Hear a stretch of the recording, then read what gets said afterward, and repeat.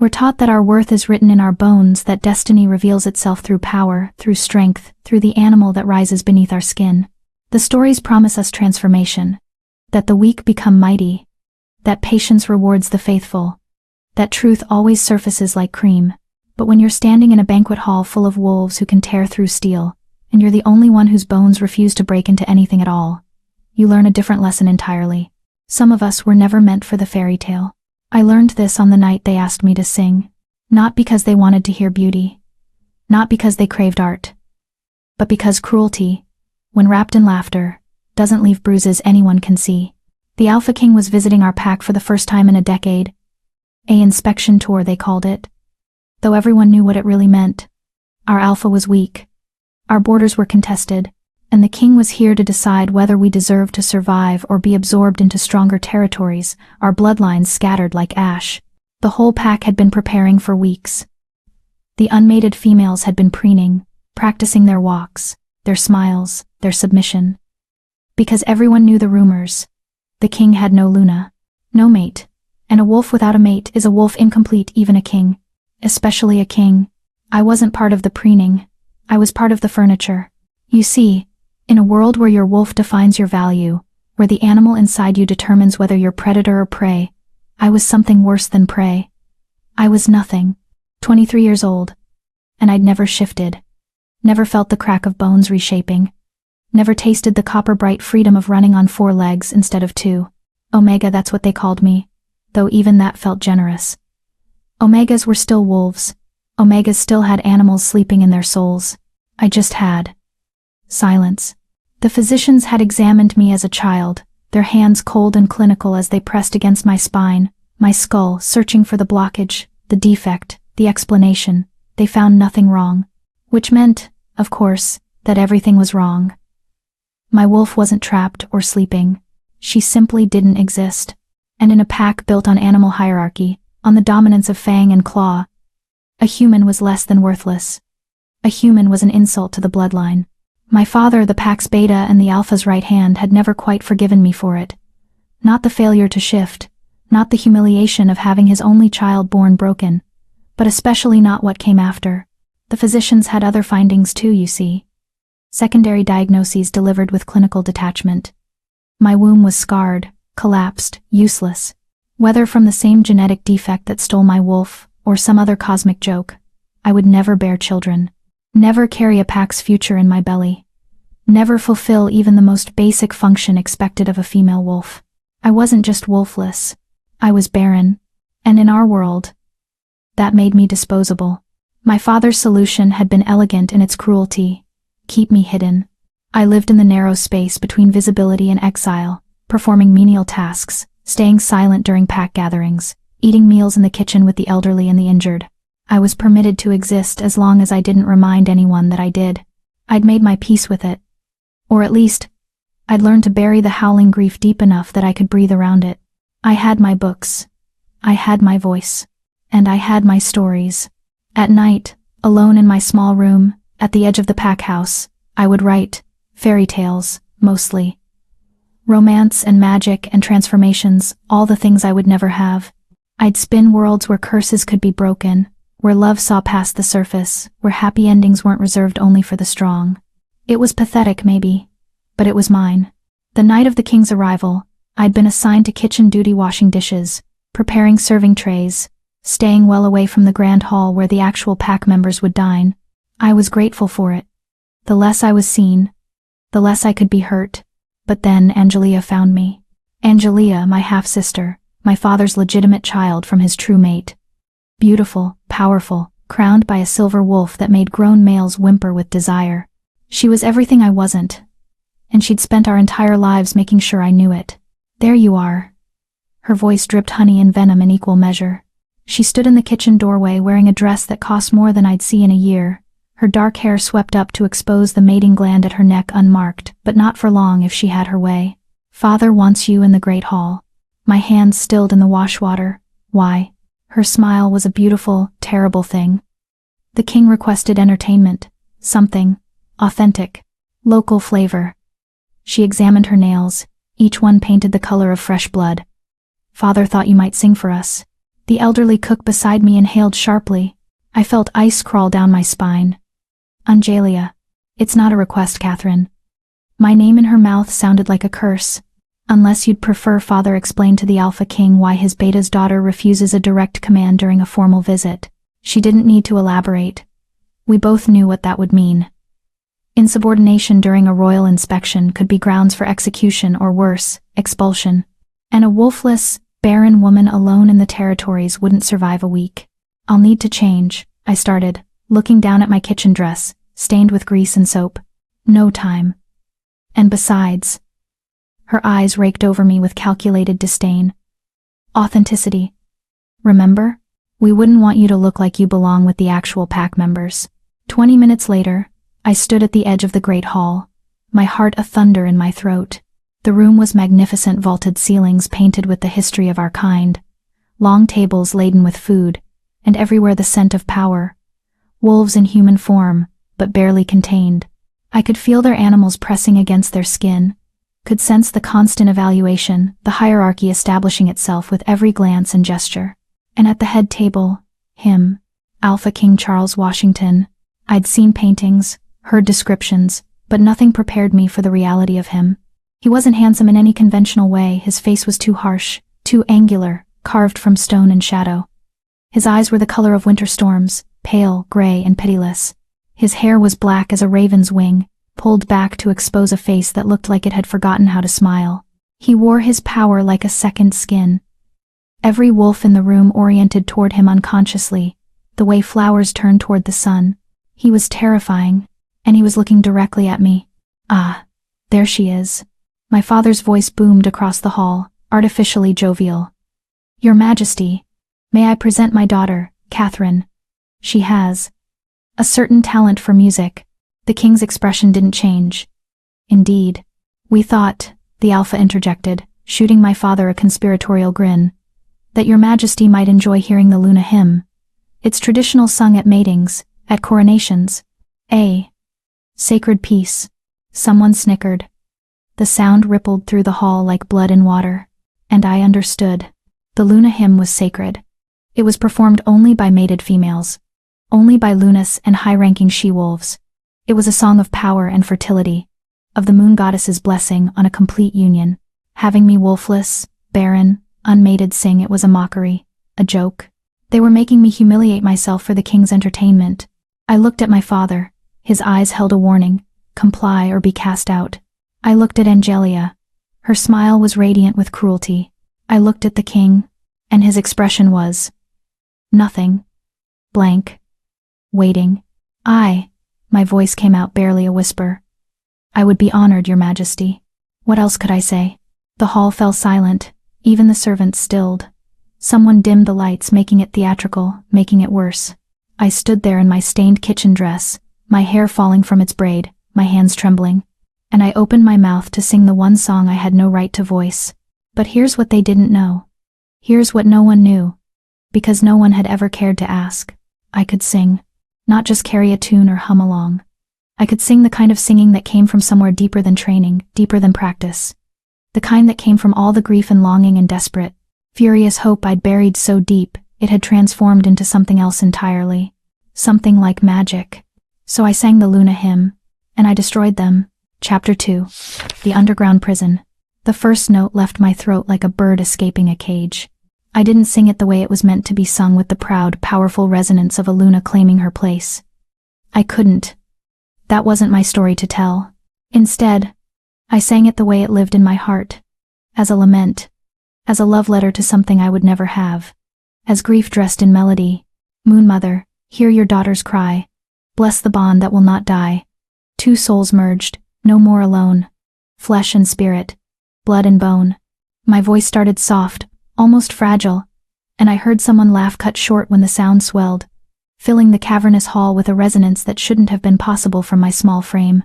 I wasn't classically trained. I'd never had a teacher.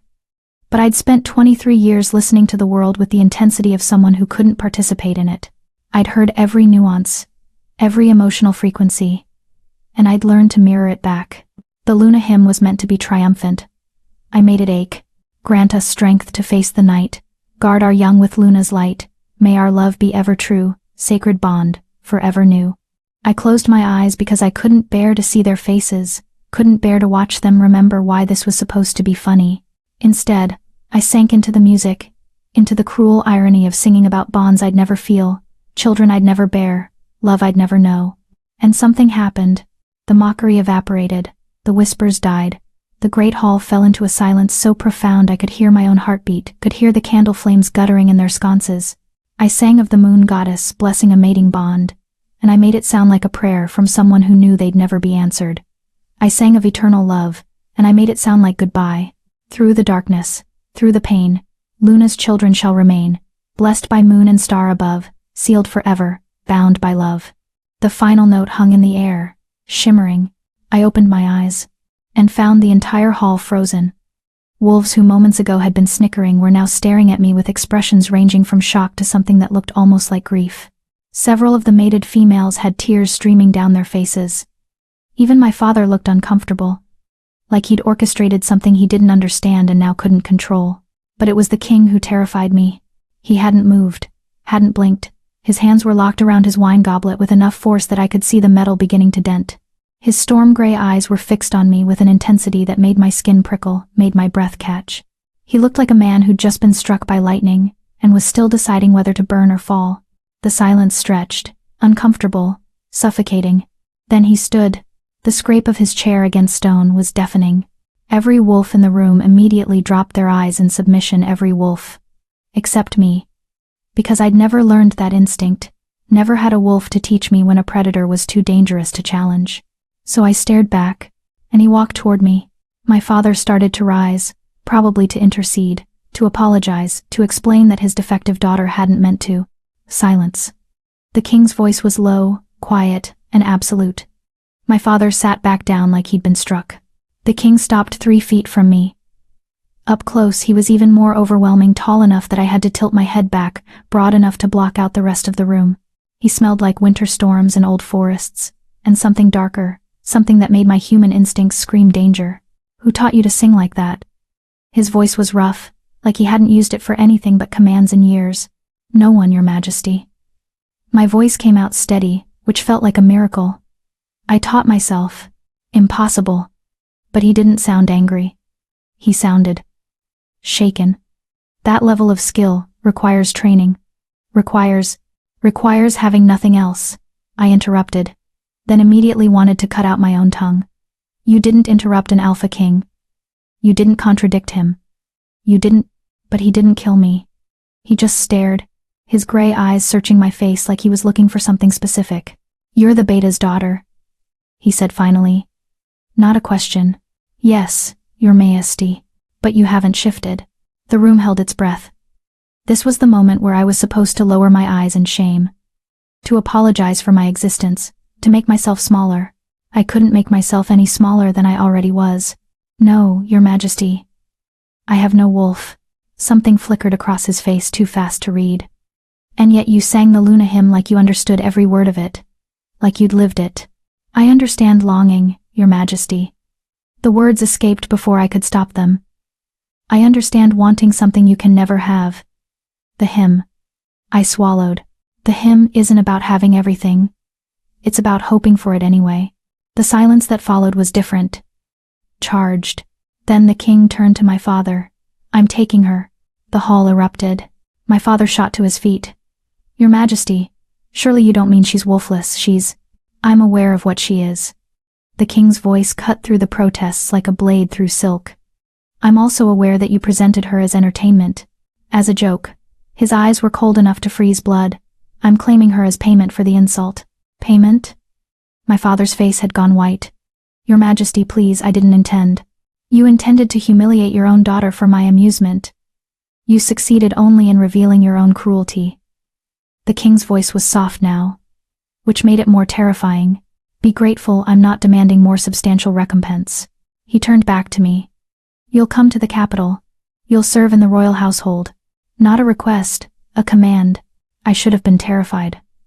Should have begged my father to intervene, should have thrown myself at the king's feet and pleaded for mercy. But all I felt was a strange, reckless relief.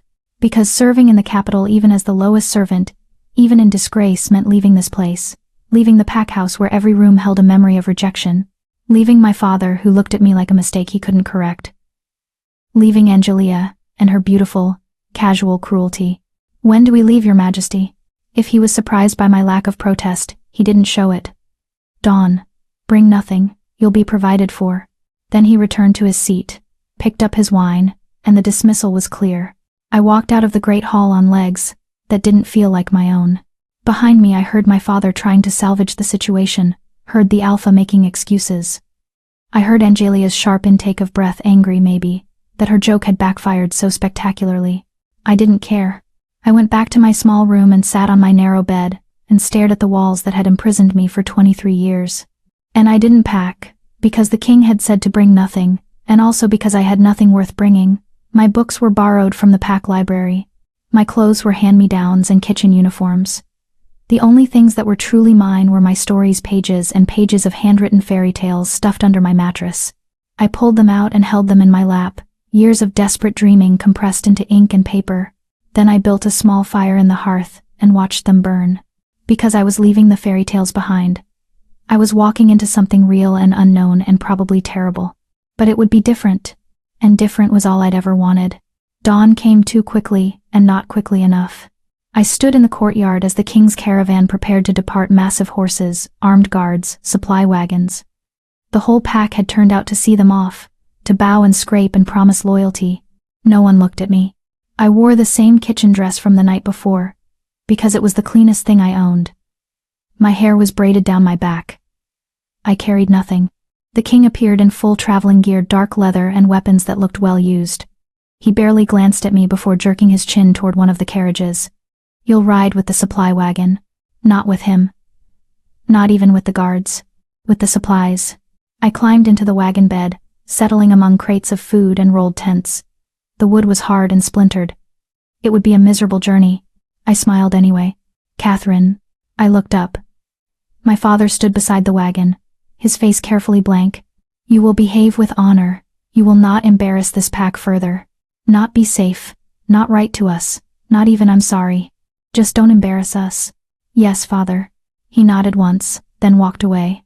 Angelia appeared in his place, her expression unreadable. For a moment, I thought she might actually say something real, something sisterly. "I hope you know what you've done," she said quietly. "The capital isn't kind to wolfless freaks. You'll be torn apart within a week. Then, I guess I'll finally have something in common with you," I replied, my voice pleasant. "We'll both know what it's like to be destroyed by our own ambitions." Her eyes flashed with rage, but the wagons were already moving. I watched our pack house shrink in the distance, watched the forests I'd grown up in fade to dots on the horizon, and I didn't look back. The journey took 3 days.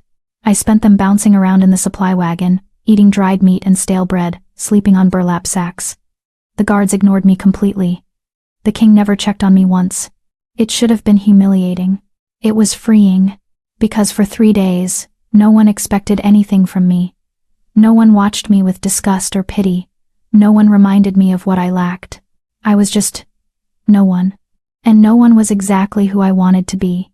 On the 3rd evening, we reached the capital. I'd never seen anything like it. The city sprawled across the valley like a living thing, buildings of white stone and dark wood, markets that glowed with lamplight, and at the center, rising above everything else, the palace. It was beautiful, marble and glass and soaring towers that caught the sunset and threw it back in shades of gold and crimson. But as we passed through the gates into the palace grounds, I noticed something else.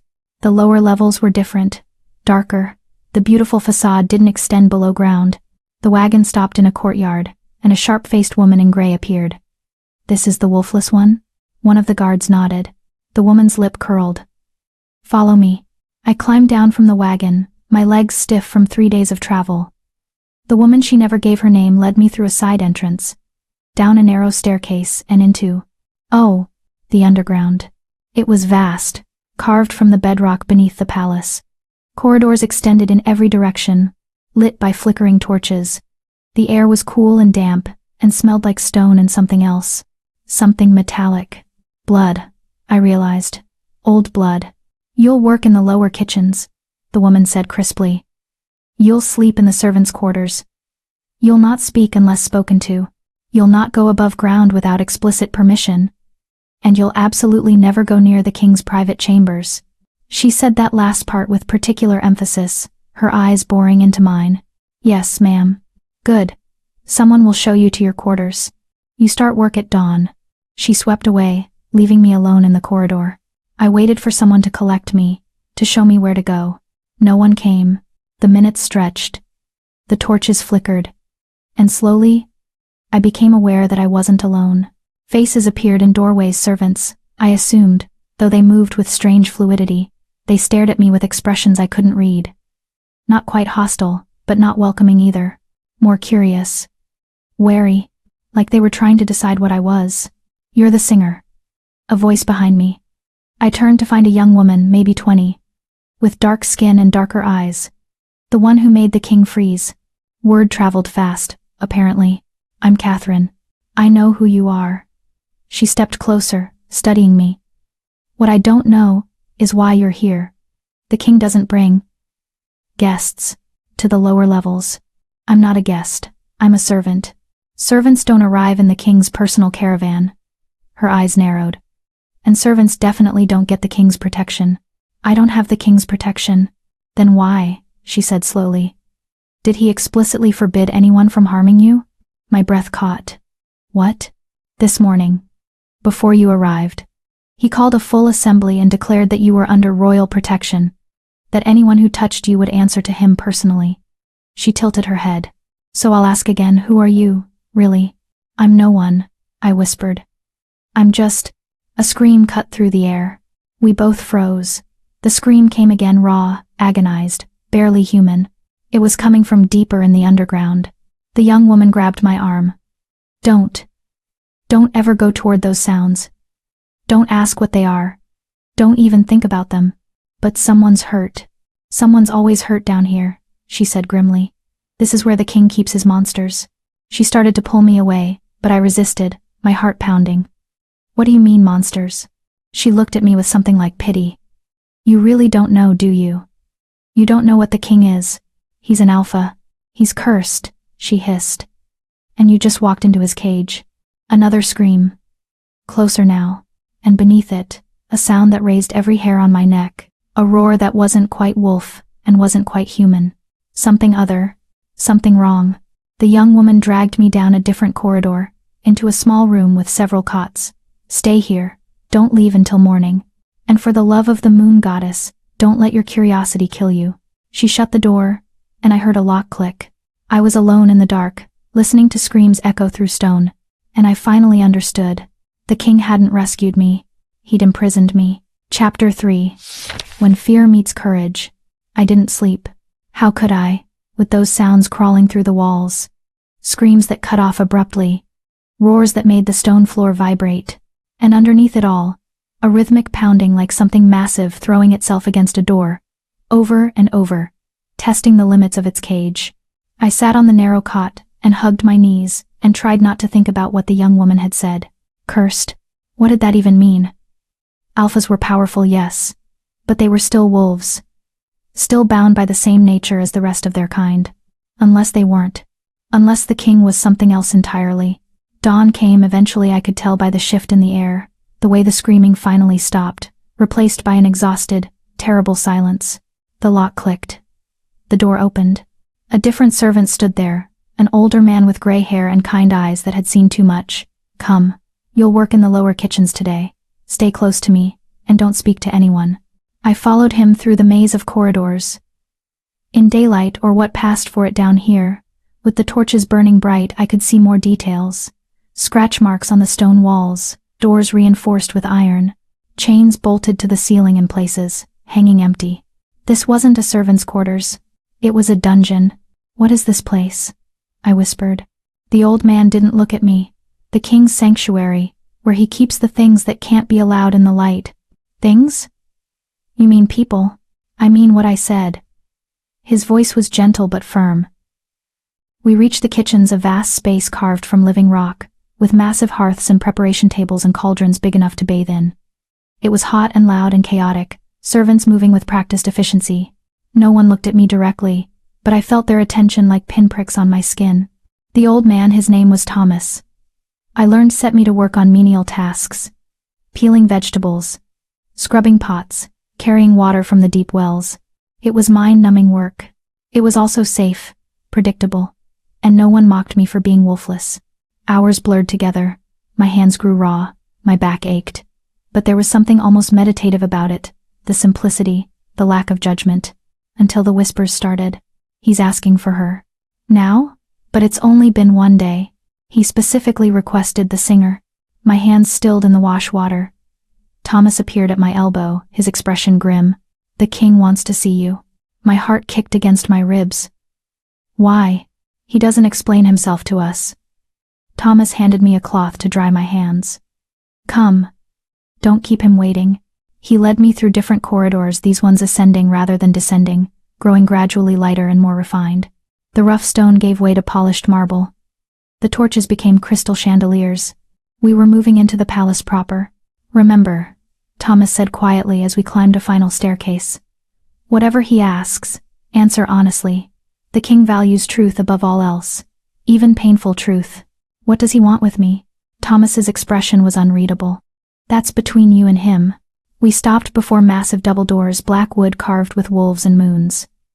Thomas knocked once, then opened the door and gently pushed me inside.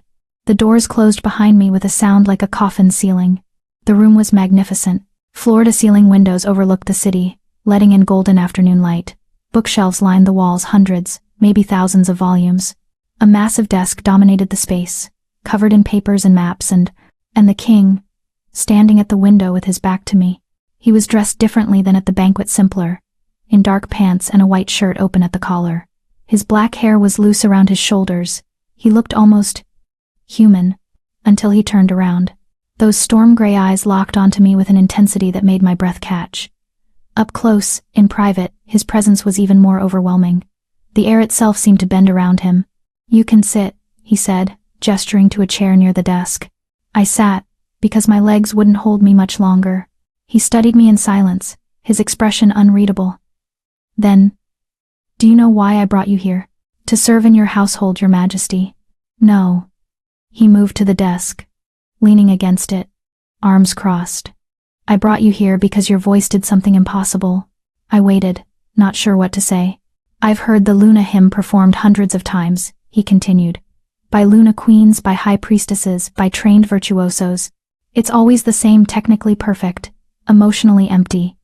A performance. His eyes never left mine. You made it real. I don't understand. You made me feel it, he said, and there was something raw in his voice. For the first time in years, I felt something other than rage or emptiness. You reminded me what it was like to want something. The silence stretched between us, fragile and dangerous. Why? He asked finally. Why did you sing it that way? I could have lied, could have given him something pretty and diplomatic. But Thomas had said the king valued truth. Because I have nothing else, I said quietly. No wolf, no mate, no future. All I have is the ability to understand beautiful things I'll never possess. So when I sang about love and bonds and blessings, I swallowed. I sang about grief. Because that's all those words mean to someone like me. He was very still. You think you have no future. I know I don't, your majesty. I'm wolfless and barren. In our world, that makes me worthless? His voice had gone soft, dangerous. Is that what they told you? That your value is determined by what you can breed or what animal sleeps in your bones? It's not what they told me. It's what they showed me. Every day. For 23 years. He pushed off the desk, moving closer, not threatening, but deliberate. And yet you're still here. Still surviving. That requires a different kind of strength. Or just stubbornness. His mouth twitched, almost a smile, almost. Then his expression shifted, becoming more serious. I want to make you an offer, Catherine. But first, I need you to understand what you'd be agreeing to. Dread pooled in my stomach. What kind of offer? He moved to the windows, staring out at the city. When he spoke, his voice was carefully controlled. I'm cursed. You've probably heard whispers already, the servants gossip. They always do. What they don't know is the nature of the curse or how it came to be. He turned back to me, and his eyes held something I hadn't expected. Vulnerability. I'm not just an alpha king. I'm split, divided, two souls in one body. He gestured at himself. During the day, I'm this human-shaped, rational, capable of ruling. But when night falls, his jaw tightened. I become something else, something monstrous. A beast that doesn't think like a man, doesn't reason like a wolf, just rage and hunger and chaos barely contained. My breath came shallow. The screams last night were me, he confirmed. Throwing myself against spelled walls because my other half wants to tear through this palace and everything in it. The only thing keeping the kingdom safe is this underground prison and the magic that binds me here after dark. I should have been terrified. Should have run. But all I felt was a strange, horrified compassion. Why are you telling me this? Because I want you to stay, he said simply. Not as a servant. As something else. A companion, maybe. Someone to talk to when I'm still myself. Someone to... He hesitated, and I realized this powerful, terrifying king was struggling to find words. Someone to remind me I'm still human. I don't understand what you're asking. He pulled something from his desk drawer, a small velvet box. When he opened it, candlelight gleamed off a silver ring set with a moonstone. The curse has conditions, he said quietly. I remain split until someone can love both halves of me, the king and the beast. Not one or the other, both. His eyes met mine. I've tried, Catherine. For 5 years. I've tried. I've courted nobles, invited scholars, even consulted witches. No one can see past the monster. The moment they witness what I become at night, they flee or break. So what are you asking? I'm asking you to try. He set the box on the desk between us. Stay here. Talk with me during the day. And at night, when I'm the beast. Just survive me. Just stay in the same room and don't run screaming. That's all I'm asking. In exchange for what? Safety. Protection. A purpose that isn't washing dishes in a dungeon. He paused. And a chance to matter. To save someone, even if that someone is me. It was insane. Absolutely insane. I could die, I said flatly. You could kill me. I'm bound by powerful magic. I can't harm you unless you try to harm me first. The cage holds. But his voice carried a thread of doubt. Usually. I'm not going to lie to you, Catherine. There's risk. But there's risk in the servants' quarters too, in the packlands, in the territories. Everywhere for someone like you. At least here, the risk has purpose. I stared at the ring, gleaming in its box. He wasn't asking me to love him. He was asking me to endure him. And in exchange, I would matter. Just a little. Just enough. I have one condition, I heard myself say. His eyebrows rose. You're negotiating with a king? You brought me here because I'm honest, I said, holding his gaze. So honestly? If I'm going to spend my nights trapped with a monster, I want something real. Not payment, not protection. Something that's mine. What? Teach me, I said. During the days, when you're human, teach me. About history, politics, the world beyond pack territories. Give me the education I was denied for being wolfless. Let me use that library. I gestured at the shelves surrounding us. Let me be more than I was. He studied me for a long moment. Then, slowly, he smiled, a real smile, the first I'd seen from him. That's your price? Knowledge? That's my price. He picked up the ring, turning it over in his fingers. This isn't a mating bond, he clarified. It's a promise ring. A symbol of agreement between us. You wear it, and every wolf in this palace knows you're under my direct protection. That no one touches you, speaks against you, or harms you in any way. In return, I stay with you at night, and I try not to run. And during the day, I teach you. He extended the ring toward me. Do we have an accord? I looked at the moonstone, gleaming silver white, like captured starlight. This was insane. This was dangerous. This was the first time in my entire life someone had offered me value beyond my body or my bloodline. I held out my hand. He slipped the ring onto my finger, my right hand, not my left, because this wasn't a marriage. It was something else, something undefined. The metal was warm from his touch.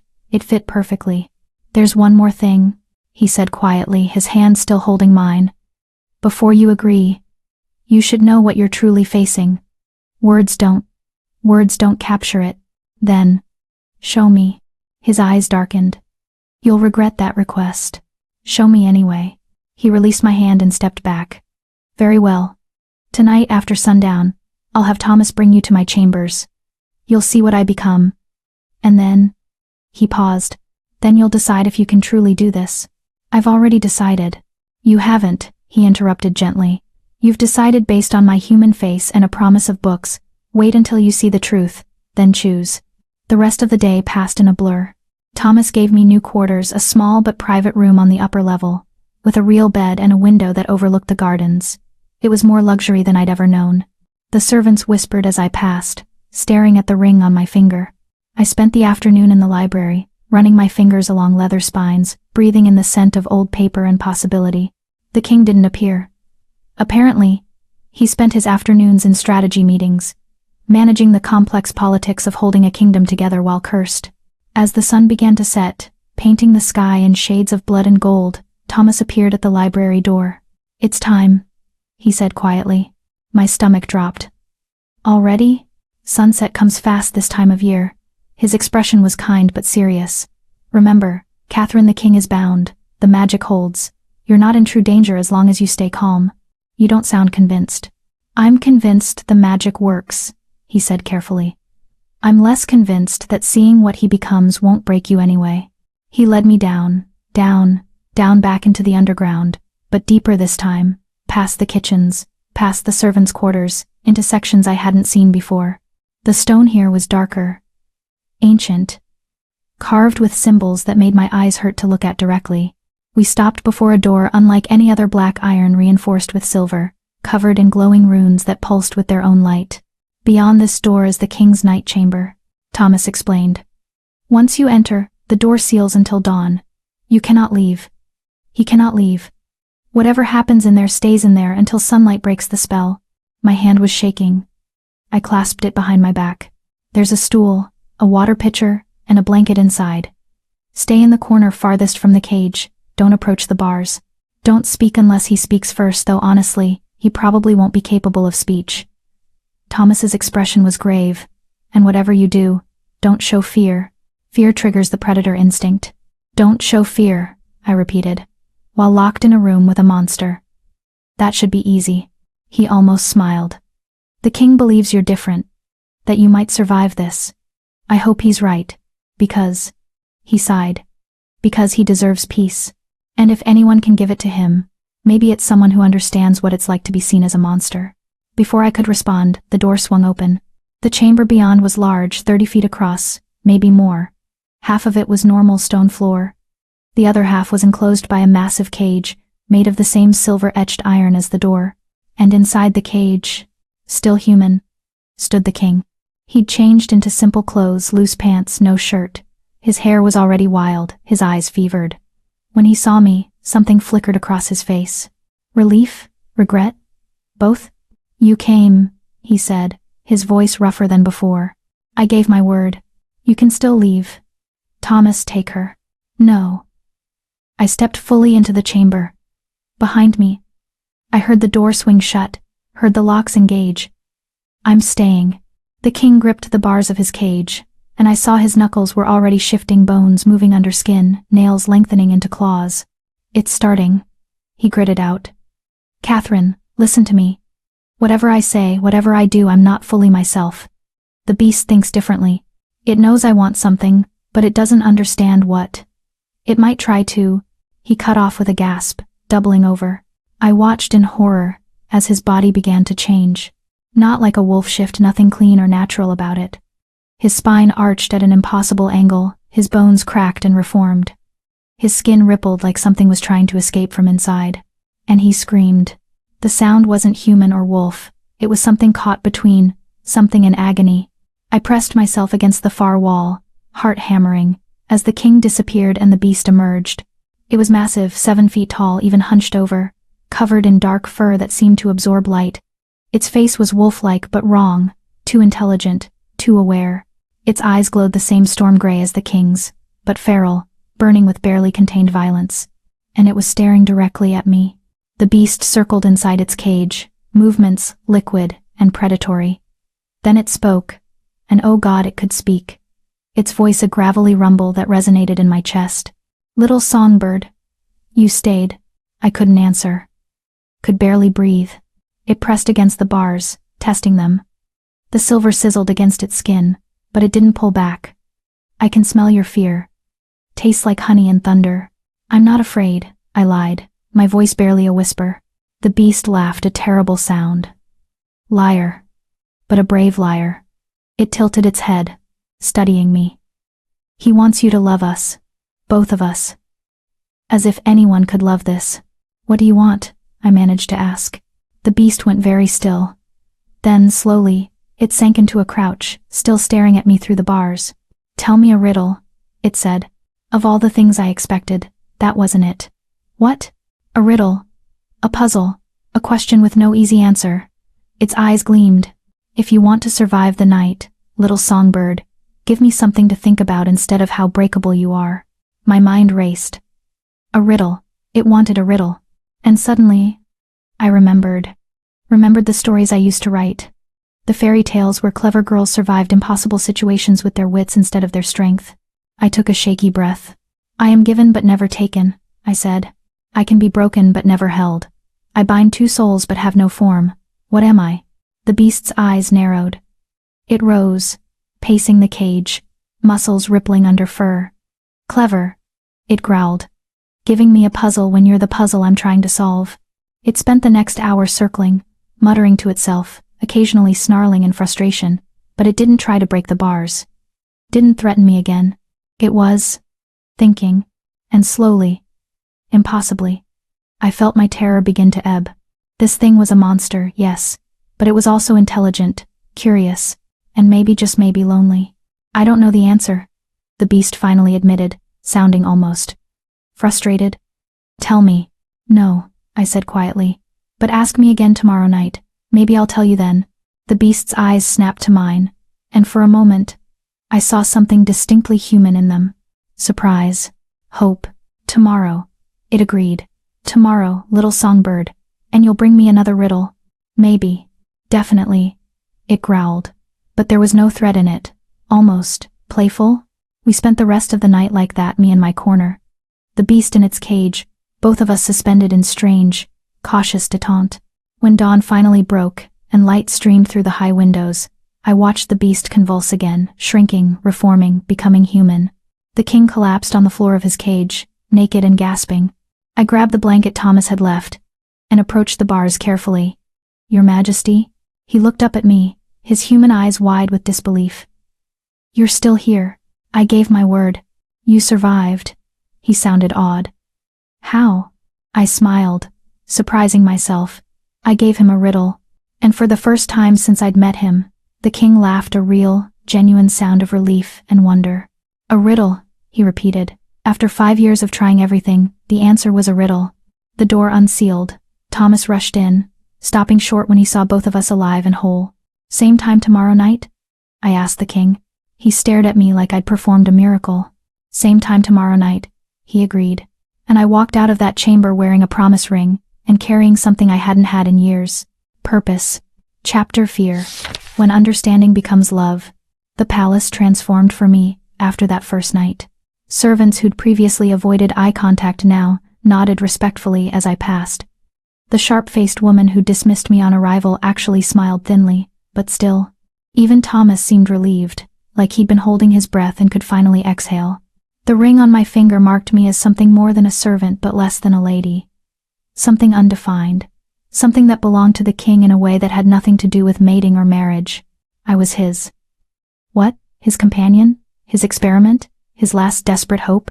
All of the above. Probably.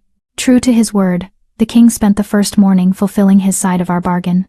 He found me in the library at dawn. I'd gone straight there after leaving his chamber, too wired to sleep. He looked exhausted. Dark circles under his eyes. But there was something lighter in his expression. Something that hadn't been there before. You actually came here first, he asked, leaning against the doorframe. Not to rest? Not to process what you just survived? I've spent 23 years resting, I said, running my hand along a shelf of history texts. I'd rather learn. He shook his head, but he was almost smiling. All right then. What do you want to know first? Everything. We started with history, the formation of the Pack territories, the rise of the Alpha Council, the centuries of conflicts that had shaped the current kingdom. The king was a natural teacher, explaining complex politics with clarity and patience. But more than that, he listened.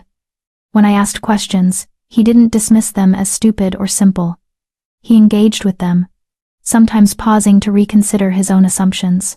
"You think differently," he observed after I'd challenged a particular historical interpretation. "Not like someone trained in formal education. You see angles others miss." "Because I was never taught what to think," I replied. "Just had to figure it out on my own." "That might make you more valuable than any scholar in my court." The compliment settled warm in my chest. We worked through the morning and into early afternoon. The king had duties that called him away. Meetings with advisors. Judgments to render. A kingdom to run. But he left me with a stack of texts and a promise to return. I devoured the books. History gave way to philosophy. Philosophy to poetry. I read about the moon goddess and her supposed blessings. About the ancient magic that predated pack law. About curses and their costs. That last topic felt particularly relevant. I was deep in a tome about magical bindings when Thomas appeared with lunch. "You'll ruin your eyes reading in this light," he chided gently, setting down a tray. "Then I'll read in the dark," I said, not looking up. "Thomas, this book mentions curse breaking. It says most curses have a loophole built in, something the curse caster must include or the magic becomes unstable. That's the theory, yes. So, the king's curse, the condition that he finds love for both forms, that's not just cruelty. It's a genuine possibility. The curse caster believed it could happen." Thomas settled into a chair across from me. "You're trying to break the curse." "I'm trying to understand it." I finally looked up. "The king said he's tried for 5 years." "What did he try?" Thomas sighed. "Everything. He courted high-born ladies, hoping one would see past his power to the person beneath. He brought in healers and seers. He paused. He even tried to force it. Commanded a noblewoman to stay through the transformation, thinking proximity might breed acceptance. What happened? She went mad within a week. Started screaming that monsters were in the walls, that he was going to eat her alive. We had to send her home with enough gold to keep her family quiet." His expression was heavy with old guilt. "After that, the king stopped trying. Said he wouldn't break anyone else in his desperation. I thought about the beast's words last night. As if anyone could love this. He doesn't believe it's possible anymore," I said quietly. "Can you blame him? You survived one night, Catherine, and I'm grateful for that. Truly. But surviving and loving are very different things. Maybe." I turned back to my book. Or maybe everyone's been approaching this wrong. That evening, as sunset painted the sky in shades of amber and wine, I returned to the king's chamber. This time I brought something, a leather journal and a writing implement I'd borrowed from the library. The king was already in his cage when I arrived, still human but bracing for the change, his eyes fixed on the journal in my hands. "What's that for?" "Notes," I said simply, settling into my corner with the blanket. "If I'm going to do this every night, I want to track patterns. See if the beast changes, if it remembers things. Scientific observation." He stared at me like I'd grown a second head. "You're approaching this like a research project. You're approaching it like a tragedy.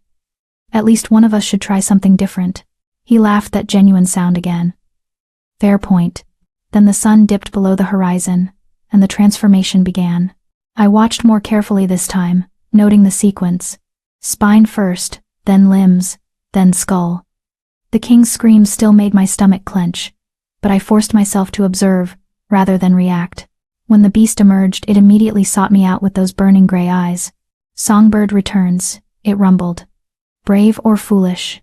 "Both," I replied, opening my journal. "Do you remember last night?" The beast cocked its head. "I remember. A riddle. An impossible question. A girl who didn't run. Good. Memory transfers between forms. That's important." I made a note. The beast prowled closer to the bars, fascinated. "You're writing about me? About the curse? About you and the king? About what makes you different from him?" "We're not different," it growled. "We're the same soul split in two. He's the part that thinks and rules. I'm the part that feels and hungers." I looked up sharply. "You feel?" "Everything." The beast's voice dropped lower. "His loneliness, his shame, his desperate hope that you might be different. I feel all of it. but I can't control it. Can't shape it into words the way he does. It just burns. This was new. Important. The king thinks you're the monstrous part, I said carefully. The rage and violence he has to contain. That's what he tells himself. The beast sank into a crouch. But he's wrong. I'm not his rage. I'm his truth. Everything he won't let himself feel during the day comes out in me at night. Then what does he feel about me? The beast's eyes glowed brighter. Dangerous question, little songbird. I'm asking anyway. It studied me for a long moment. Hope, terror, fascination, guilt. It tilted its head. And something else. Something that scares him more than I do. What? Ask him yourself. The beast turned away. Now give me my riddle. I'd prepared for this. I am always coming but never arrive. I can be measured but never held. Kings fear me, and children ignore me. What am I? The beast began pacing, muttering to itself. I watched it think. Watched the intelligence burning behind the feral exterior. After an hour, it still hadn't guessed. But it wasn't frustrated, this time it was engaged. Alive in a way that seemed almost joyful. You're clever, it said eventually, using riddles to keep my mind occupied, to stop me from obsessing over how fragile you are. Is it working? Perfectly.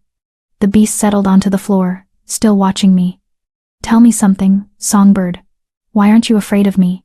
I didn't say I wasn't afraid. But you are less afraid than yesterday. Why? I considered the question carefully. Because you haven't hurt me. Because you're choosing to think instead of rage. Because... I paused. Because I've spent my whole life being seen as a monster too. Just a different kind. The beast went very still. They called you a monster? Not in those words. But yes, defective, broken, wrong. I met its burning gaze. At least you have an excuse. You're cursed. I was just born this way. You're not broken, the beast said, and its voice held something fierce, protective. You're perfect, exactly as you are. The words hit me like a physical blow. No one had ever said that to me.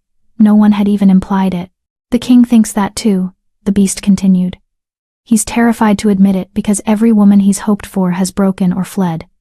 But when you sang that night, when you made the Luna hymn sound like grief instead of triumph, he saw himself in you. Someone beautiful and alone, and convinced they'll never be enough. My throat tightened. Stop. Why? Because it's true? Because you feel it too? Because this isn't part of our agreement, I managed. You're supposed to be a monster I endure, not someone who understands you. The beast moved closer to the bars. Too late, songbird. I already do. We stared at each other across the cage. The moment stretched, charged with something I couldn't name. Then I opened my journal and changed the subject. Tell me about the curse. How it was cast. What you remember. The beast was quiet for so long I thought it wouldn't answer. Finally, it was a witch. A powerful one. The king. It paused, working through the memory. He'd executed her daughter. The girl had used forbidden magic, killed 3 people. The law was clear. But the witch didn't care about law or justice. She cared about revenge. So she cursed him. She cursed him to be what he feared most, a monster. Split from his humanity, alone in his own skin. The beast's voice was bitter. She said he'd remain this way until he found someone who could love both halves. Someone who could see the beast and the king and want them both. That's not impossible, I said. Just difficult. It's impossible because anyone who sees me runs. Or breaks. Or the beast cut off, shaking its head. 5 years. 5 years of trying. You're the first person to survive more than 3 nights. How many nights until the curse breaks? Unknown. The witch wasn't specific. It laughed, sharp and dark. Could be a week. Could be a year. Could be never if you decide you can't stand this anymore. I'm not leaving. You say that now.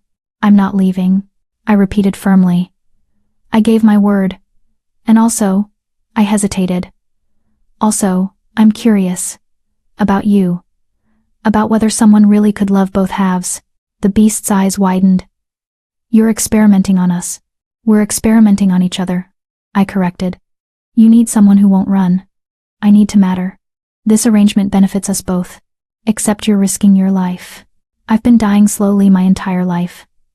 At least this is interesting. The beast made a sound that might have been laughter or despair. You're insane.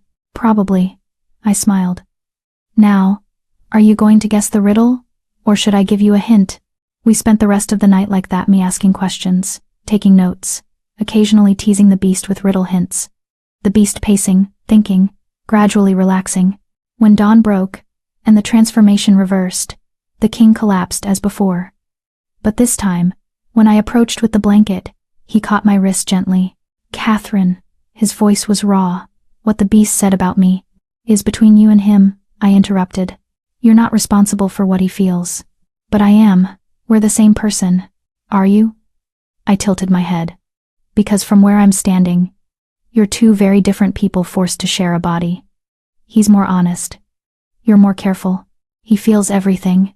You think everything. That's not the same. He stared at me, something vulnerable in his expression. You're defending him. The monster. I'm observing him objectively. There's a difference. No one has ever... He stopped, swallowed hard. No one has ever treated him like a person before. Like something worth understanding, rather than just surviving. Then everyone before me was an idiot. I pulled my wrist free gently. Now get dressed. You're teaching me about economics today. His laugh was shaky but real. You survived a night with a beast, and want to discuss grain taxes? I contain multitudes, I said primly. The days began to follow a pattern. Mornings with the king, history, philosophy, politics, strategy. He taught me to read maps, to understand trade routes, to see the web of alliances and enmities that held the kingdom together. But more than that, we talked, really talked. About our childhoods, his lonely and burdened with impossible expectations. Mine isolated and marked by constant rejection. About our fears, our small joys.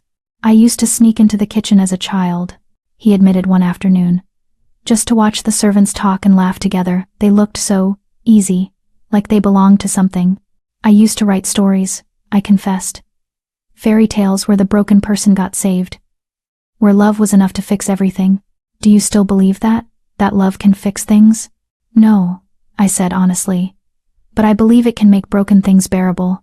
He was quiet for a long time. Then, yes, I think you're right. Afternoons I spent alone, reading voraciously, filling gaps in my education. The library became my sanctuary, the books my companions. And every evening, I returned to the underground chamber, night after night with the beast. It remembered me now. Anticipated my arrival. Had riddles ready to trade because yes, the beast started giving me riddles too, testing my wit, challenging me back. I have cities but no houses, forests but no trees, water but no fish. What am I? The beast asked on the fourth night. A map, I answered immediately. Too easy. But it sounded pleased. Try this. I speak without a mouth, and hear without ears. I have no body but come alive with wind. What am I? I thought for several minutes. An echo. Clever songbird. The beast's approval was palpable. You're learning. So are you. You're speaking more, using more complex sentences. Because you give me things to think about beyond rage and hunger. It settled onto the floor of its cage, watching me with those burning eyes. The king wonders if you're curing him. I know better. Oh, you're not curing us. You're teaching us we're not as broken as we thought. The observation struck deep. Because the beast was right, I wasn't fixing the king, I was just being present. Accepting both halves of him without trying to change either one. Maybe that was enough. On the seventh night, something shifted. The beast emerged as always, but it didn't immediately seek me out. Instead, it stared at its own claws, flexing them experimentally. I remember something, it said quietly. What? Her. The witch who cursed us. It looked up, eyes distant. I remember what she said after casting the spell, the exact words. I grabbed my journal. Tell me, she said, you will be split until someone sees you wholly. Not the king alone, not the beast alone, but the truth of both at once. When someone looks at you with both halves visible and still chooses to stay, then and only then will you be free. I wrote it down, mind racing. Both halves visible, but you're only visible at night. During the day, you're hidden. Exactly. The beast's voice was bitter. The curse requires someone to love what they can't see. How do you love what you can't perceive? What if? An idea was forming. What if the point isn't that they see both forms physically? What if it's about understanding both halves exist, and accepting them equally? Meaning? Meaning someone would have to know about you the beast and still want the king. And know about the king and still accept the beast, not choosing one over the other, but wanting both. The beast went very still. You're describing yourself. I'm describing a theory. But my heart was hammering. You spend your days with him, your nights with me, you know both of us, you've chosen to stay with both. The beast's voice dropped lower. So why hasn't the curse broken? Because knowing and loving are different things, I said quietly. Are they? It moved closer to the bars. Tell me honestly, Songbird. Do you care about us? That's not a fair question. Answer it anyway. I met its burning gaze. Yes. I care about both of you. You're both fascinating and frustrating and more alone than anyone should be. And I stopped. Not sure I could say it. You what? I look forward to seeing you both, I admitted. Every day, every night. This strange arrangement has become the best part of my life. So yes, I care, but caring and loving are closer than you think, the beast finished. We stared at each other. Something profound settling between us. Tomorrow night, the beast said finally. Tomorrow night, I'll tell you the answer to the first riddle, the one about being given but never taken. You solved it? I've always known the answer, it said quietly. I was just waiting for you to be ready to hear it. Dawn came too quickly. When the king emerged from the transformation, he looked at me with an expression I couldn't read. The beast told you about the witch's exact words, he said, not a question. Yes. And you're still here. Where else would I be? He crossed the space between us, stopping just inches away. We were close enough that I could see the silver flecks in his gray eyes, could feel the warmth radiating from his skin. Catherine, he said softly. I need to tell you something. Something I should have said days ago. What? I'm falling in love with you. The words were raw, honest. I know that wasn't part of our agreement. I know you just wanted knowledge. And I wanted survival. But somewhere between riddles and history lessons, I stopped thinking of you as an experiment. And now he swallowed hard. Now I can't imagine you leaving. My breath caught. Your Majesty. Charles, he interrupted. When it's just us, call me Charles. Charles, I repeated, testing the name. I don't know what to say. Say you'll stay. Even if the curse never breaks. Even if this is all there ever is. Stay anyway. I looked up at this powerful broken king who'd given me purpose and education and something dangerously close to belonging. I'll stay, I whispered. And when he smiled, really smiled, with joy and relief and wonder, I felt something crack open in my chest. Something that felt terrifyingly like hope.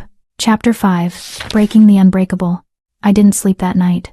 How could I, with Charles's confession echoing through my mind? I'm falling in love with you. I paced my small room, watching moonlight paint silver across the floor, trying to understand what I felt. Trying to separate gratitude from affection from something deeper and more dangerous.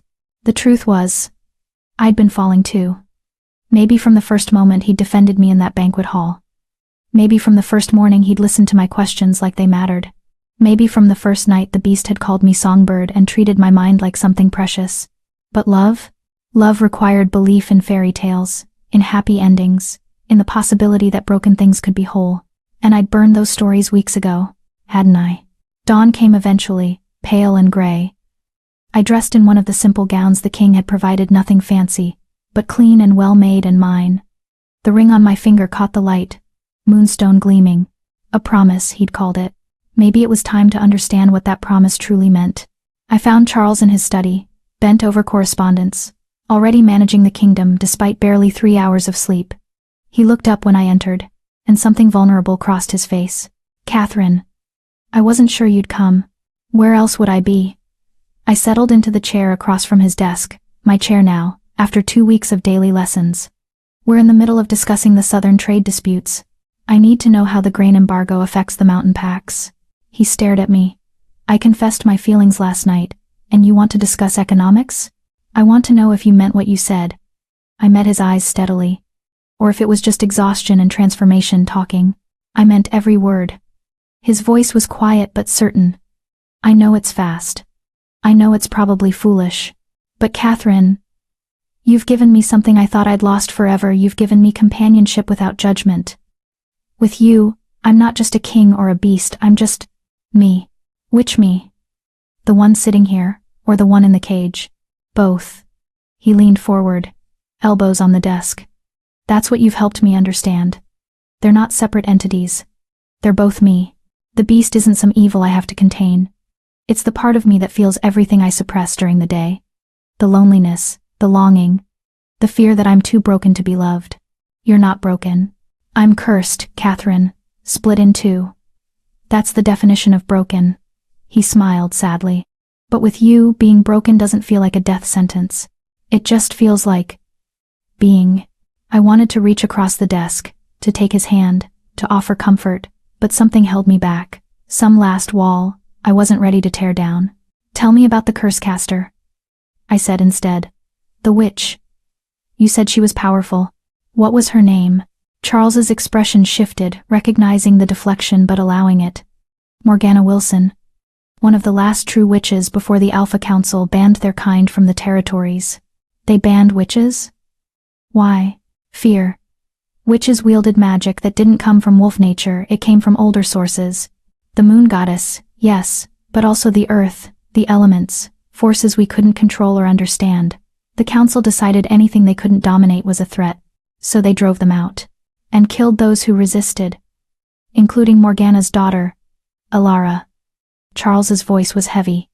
She was 17, used forbidden magic to heal her dying brother, saved his life by taking life from others. 3 people died so one could live. The law was clear. Execution. And you carried it out. I was 19, newly crowned after my father's death.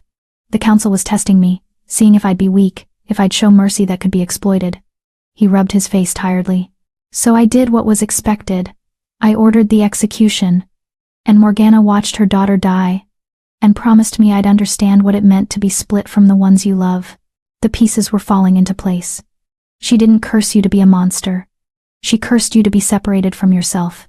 To know what it feels like to have part of you taken away, and to never be whole again unless I found someone willing to love both halves. He laughed bitterly. Fitting punishment. Really. I took her daughter. She took my humanity, but she gave you a way out, I pointed out. The curse has a condition. That means she believed even in her grief that you could be redeemed. Or she believed I'd suffer longer knowing freedom was possible but always out of reach. We sat in silence for a moment, the weight of old tragedy settling between us. What happened to Morgana? I asked finally. Disappeared. The council sent hunters, but she vanished into the wild territories. Some say she's dead. Others claim she's still out there, watching to see if her curse holds. Charles's eyes met mine. Why do you ask? Because if she's alive, she's the one who can break this.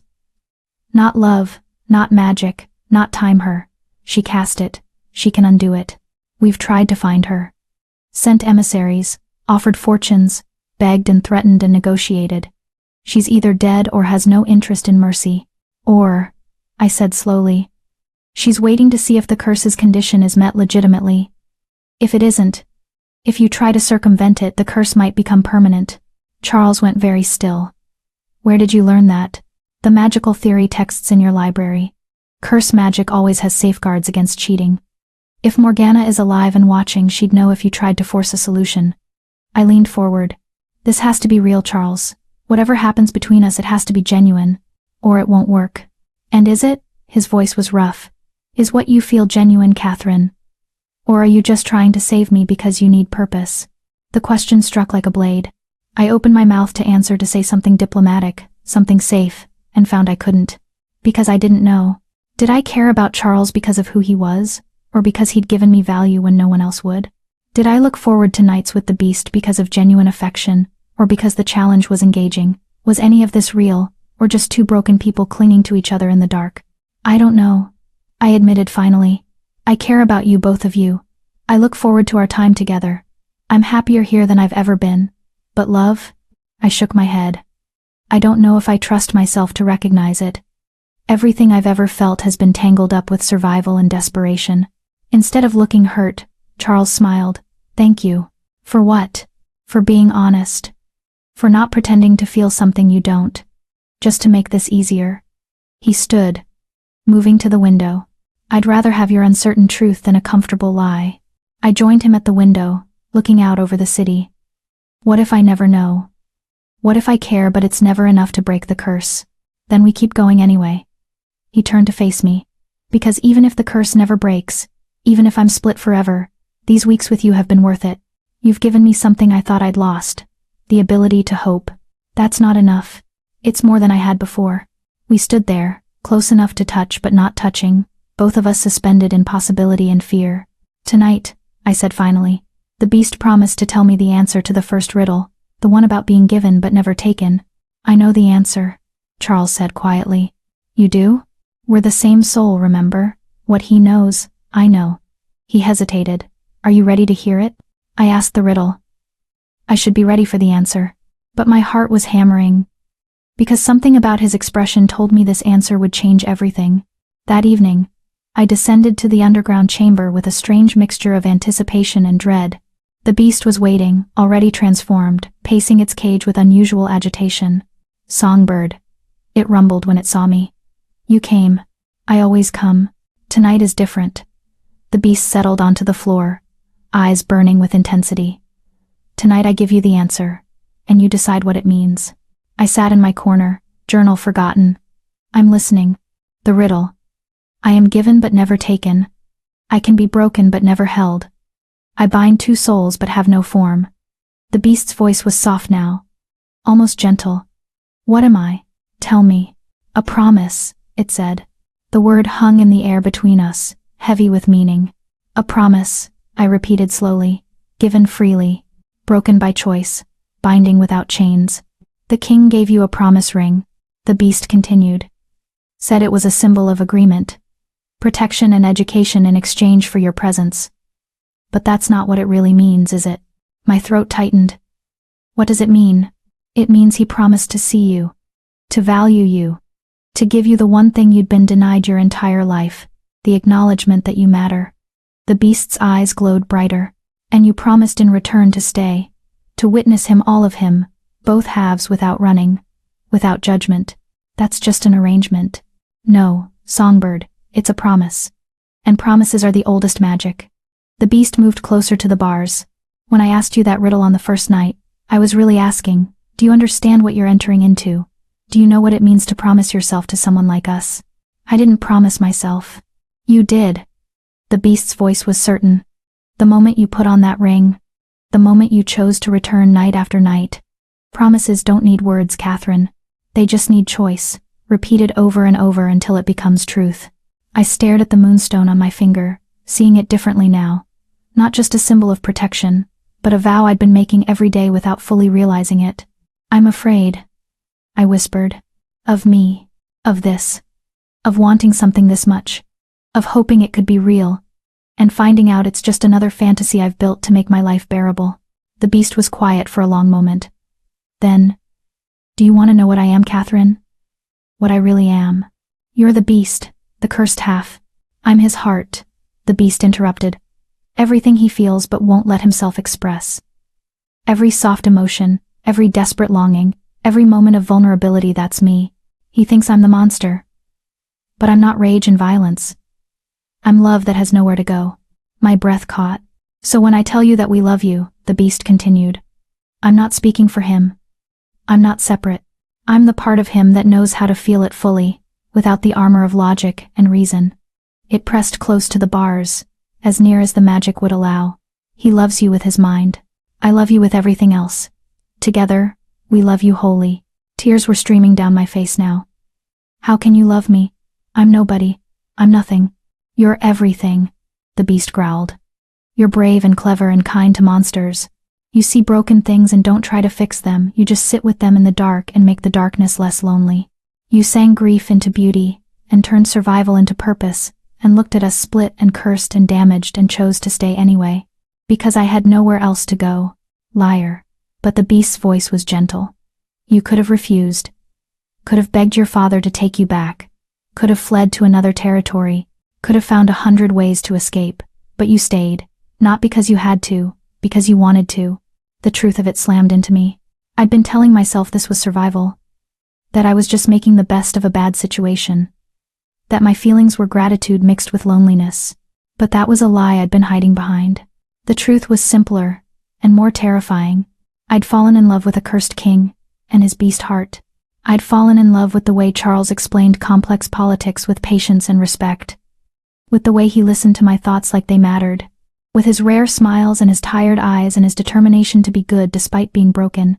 And I'd fallen in love with the beast's honesty, with its riddles and its fierce protectiveness, and the way it said beautiful things without hesitation or shame. I'd fallen in love with both halves, which meant, "Oh," I breathed. The beast's eyes gleamed. "You understand now. The curse, the condition." My heart was racing. Someone has to love both halves. Someone has to see you wholly and choose you anyway. "And do you?" the beast asked quietly. "Do you see us wholly, Catherine? Do you choose us?" This was the moment. The point of no return. I could lie. Could say I needed more time, more certainty, more proof this was real. Or I could be brave enough to speak truth.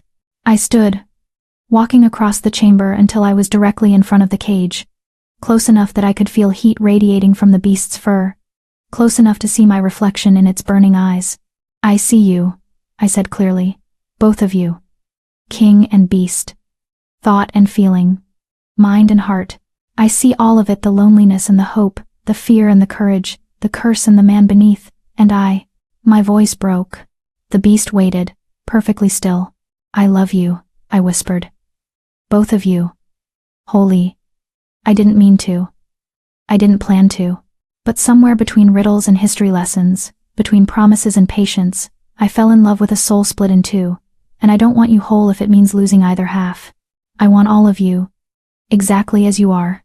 The silence that followed was absolute. Then the beast spoke, its voice shaking. "Say it again. I love you. I choose you, both of you, always." Light exploded through the chamber. Pure, white, blinding light that poured from the beast's body like sunrise breaking through storm clouds. I threw up my hand to shield my eyes, stumbling backward. The magic that had held for 5 years shattered like glass. The beast roared, not in pain but in release as its form began to shift. But this transformation was different. No agony, no screaming. Just light and change, and the sound of chains breaking. When the brilliance finally faded, I lowered my hand, and saw Charles. Not the king in the cage at dawn, exhausted and broken. Not the beast at night, powerful but separated. Just Charles, standing in the ruins of his cage, whole and human and free. His gray eyes were wide with shock. He looked down at his hands, flexing fingers that should have been claws, touched his face, his chest, confirming he was solid and real and singular. "The curse," he breathed. "It's broken. The curse is broken," I repeated, hardly daring to believe it. He crossed the space between us in 3 strides, and then his hands were on my face, tilting it up to his. "You love me. I love you. Both halves. All of you," I confirmed. "Every part."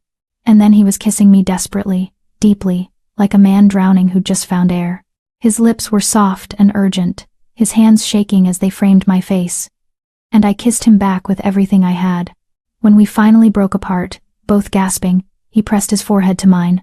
"I'm whole," he whispered, wonder in his voice. "For the first time in 5 years. I'm whole. I can feel everything again. The beast's emotions. But integrated. Part of me instead of separate. Like I'm finally..." He swallowed hard. "Finally complete. How does it feel? Like waking up? Like coming home?" He pulled back just enough to look at me, like finding the part of my soul I didn't know was missing. I smiled through tears. "That's the worst poetry I've ever heard." He laughed, that genuine, joyful sound. "Give me time. I've been cursed for 5 years. My romantic skills are rusty. You'll have time," I promised. "All the time in the world." We stood there in the wreckage of his cage, holding each other as dawn light began filtering through the high windows. The magic was gone. The curse was broken. And for the first time in either of our lives, we weren't alone anymore. The palace erupted with the news. The servants wept with relief. The advisors celebrated. Messages were sent to the Pax, to the council, to every corner of the kingdom. The Alpha King was whole again. But Charles barely noticed the commotion. He was too busy looking at me like I'd hung the moon. "Marry me," he said that afternoon, in the library where we'd spent so many mornings. I blinked. "What? Marry me. Not because of the curse or the promise or any agreement. He took my hands in his. Marry me because I love you. Because you see me holy and I see you the same way. Because you're brave and brilliant, and the only person who's ever looked at my broken pieces and called them beautiful. I'm still wolfless, I said quietly. Still barren.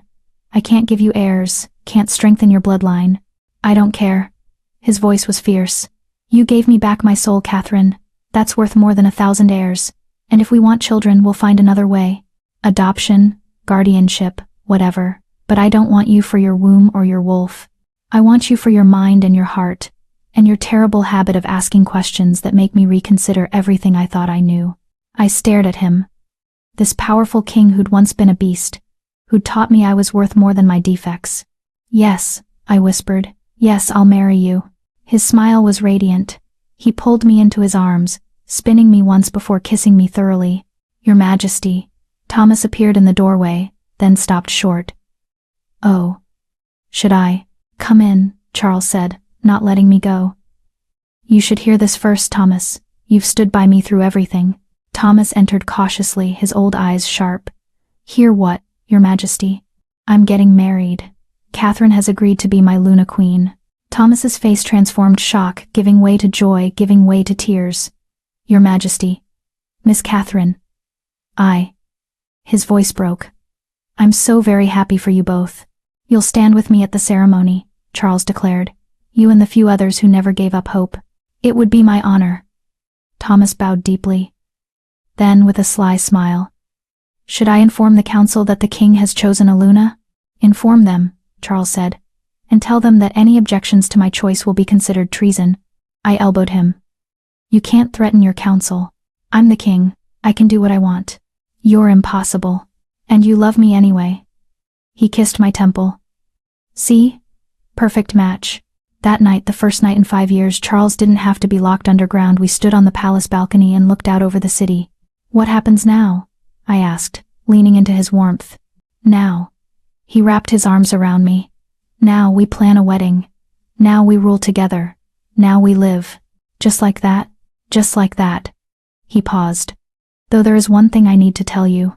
Dread touched my spine. What? The beast, he's still here. Not separate anymore, but present. I can feel his thoughts, his emotions, integrated with mine. It's like having all my feelings accessible again after years of numbness. He turned me to face him. Is that going to bother you? That part of me will always be a little wild, a little inhuman? I cupped his face in my hands. Charles. I fell in love with the beast too, remember? I don't want you to lose that part. I want all of you. His eyes gleamed, and for just a moment, I saw a flicker of gold in the gray. The beast, acknowledging me. He says thank you, Charles murmured. And that you're still his songbird. I smiled. Always. We stood there under the stars, whole and together and free. And somewhere in the wild territories, in a cottage hidden by ancient magic, a witch with grief-worn eyes felt the curse break. Morgana Wilson stood at her window, looking toward the distant palace, and let herself cry, not from anger this time but from release. Her daughter was gone. That wound would never fully heal. But the king had learned, had suffered, had finally understood what it meant to be split from yourself. And he'd found someone willing to love him anyway. Redemption, she whispered to the night. Perhaps there is such a thing after all. She waved her hand, and the scrying bowl on her table went dark. The curse was fulfilled. Her part in this story was done. And maybe, just maybe, that was enough. Chapter 6. Proving worth without shifting. The 3 weeks following the curse breaking were a whirlwind. Wedding preparations consumed the palace seamstresses measuring me for gowns I'd never dreamed of wearing. Advisors arguing over guest lists and ceremony protocols. Servants transforming the great hall into something out of a fairy tale. I felt like I was living in one of my old stories. The broken girl saved by love, elevated to queen, given her happy ending. Except real life was messier than fairy tales. The council had opinions about Charles's choice of Luna. She's wolfless, Your Majesty, Councilman Aldrich said during their first formal meeting after the announcement. He was an older alpha, silver-haired and sharp-eyed, from one of the most powerful pack territories. No disrespect to Miss Catherine, but tradition required I remain cursed for eternity. Charles interrupted coldly. Catherine broke a 5-year curse through genuine love and courage. I'd say that makes her more qualified than any noble-born female you could suggest. But the bloodline will be secure. Charles's voice dropped to a dangerous purr. Or are you questioning your king's judgment? Aldrich had the sense to back down. Of course not, Your Majesty. I simply want to ensure. What you want, another voice cut in, is to control who the king takes as his mate. I'd been standing quietly in the corner. Charles had invited me to observe council proceedings, teaching me the political landscape I'd soon be navigating. But now all eyes turned to the speaker, Councilwoman Thera, leader of the Northern Territories. She was younger than Aldrich, dark-skinned and sharp-featured, with a reputation for brutal honesty. The truth, Thera continued, standing, is that many of you are threatened by Miss Catherine, precisely because she isn't one of us. She doesn't come with pack alliances or political obligations. She's loyal to the king alone, which means she can't be manipulated or leveraged. She smiled coldly at Aldrich. That terrifies you. That's not, isn't it? Thera's gaze swept the council chamber. For 5 years, while our king suffered under a curse, how many of you offered your daughters, your sisters, your nieces? How many of you were willing to risk someone you loved to save him? Silence. Damning. Uncomfortable silence. None of you, Thera answered her own question.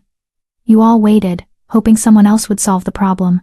But this wolfless girl, this nobody from a backwater pack, she walked into the beast's cage and stayed. She chose courage when all of you chose calculation. She turned to Charles. Your Majesty, you have my full support. And anyone who opposes this match is a fool. Charles inclined his head. Thank you, Councilwoman. The meeting continued, but the tide had shifted. Thera's words had reminded them all of their own cowardice. By the end, even Aldrich had agreed to attend the wedding. After the council dispersed, Thera approached me directly. Walk with me, she said. Not a request. We walked through the palace gardens, spring flowers blooming in riots of color. For several minutes, Thera said nothing, just studied me with those keen eyes. You're not what I expected, she finally said. What did you expect? Someone more aware of what she's gotten herself into. Thera stopped beside a fountain, trailing her fingers through the water. You love him. That's obvious. But do you understand what it means to be Luna Queen? I'm learning. Learning isn't enough. You'll be thrown into situations where one wrong word could destabilize entire territories, where showing weakness could invite challenge, where being wolfless, she paused, where being wolfless will be used as a weapon against you by those who want to undermine the king. I know that. Do you? Thera's gaze was sharp, because right now, you're protected by novelty and the king's obvious devotion, but that won't last. Eventually, you'll have to prove yourself on your own merits, and when that happens, your lack of a wolf will be the first thing they attack. My chest tightened. So what am I supposed to do? I can't change what I am. No, but you can change how you frame it. Thera leaned against the fountain's edge. You're not wolfless because you're weak or defective. You're wolfless because you're something else, something that doesn't fit into our neat categories. And that's exactly why you could see both halves of the king. You weren't blinded by wolf hierarchy or traditional power structures. You're saying my weakness is actually a strength. I'm saying stop thinking of it as a weakness at all. Thera's smile was sharp. You broke an impossible curse, Catherine. You're marrying the most powerful alpha in the territories. You've achieved what every noble-born female has been trying for years. Stop apologizing for how you did it. The words settled into me, solid and true. Thank you, I said quietly. Don't thank me, just survive. Thera straightened. The council will test you. Other packs will challenge you. And there will be females, many females who wanted what you have and will resent you for taking it. You need to be ready. How do I prepare for that? By being exactly who you are, intelligent, observant, and unwilling to back down.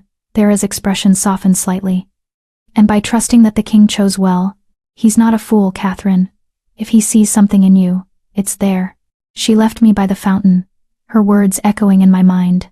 I wasn't a weak thing that needed constant protection. I was the woman who'd walked into a beast's cage and survived. That had to count for something. The wedding preparations continued, but I started paying more attention. Not just to the dress fittings and flower arrangements, but to the political maneuvering happening beneath the surface. Who supported our union and who merely tolerated it. Which packs saw opportunity, and which saw threat. How the servants reacted when I passed genuine respect versus forced courtesy. I began attending more council meetings, not as a silent observer but as an active participant.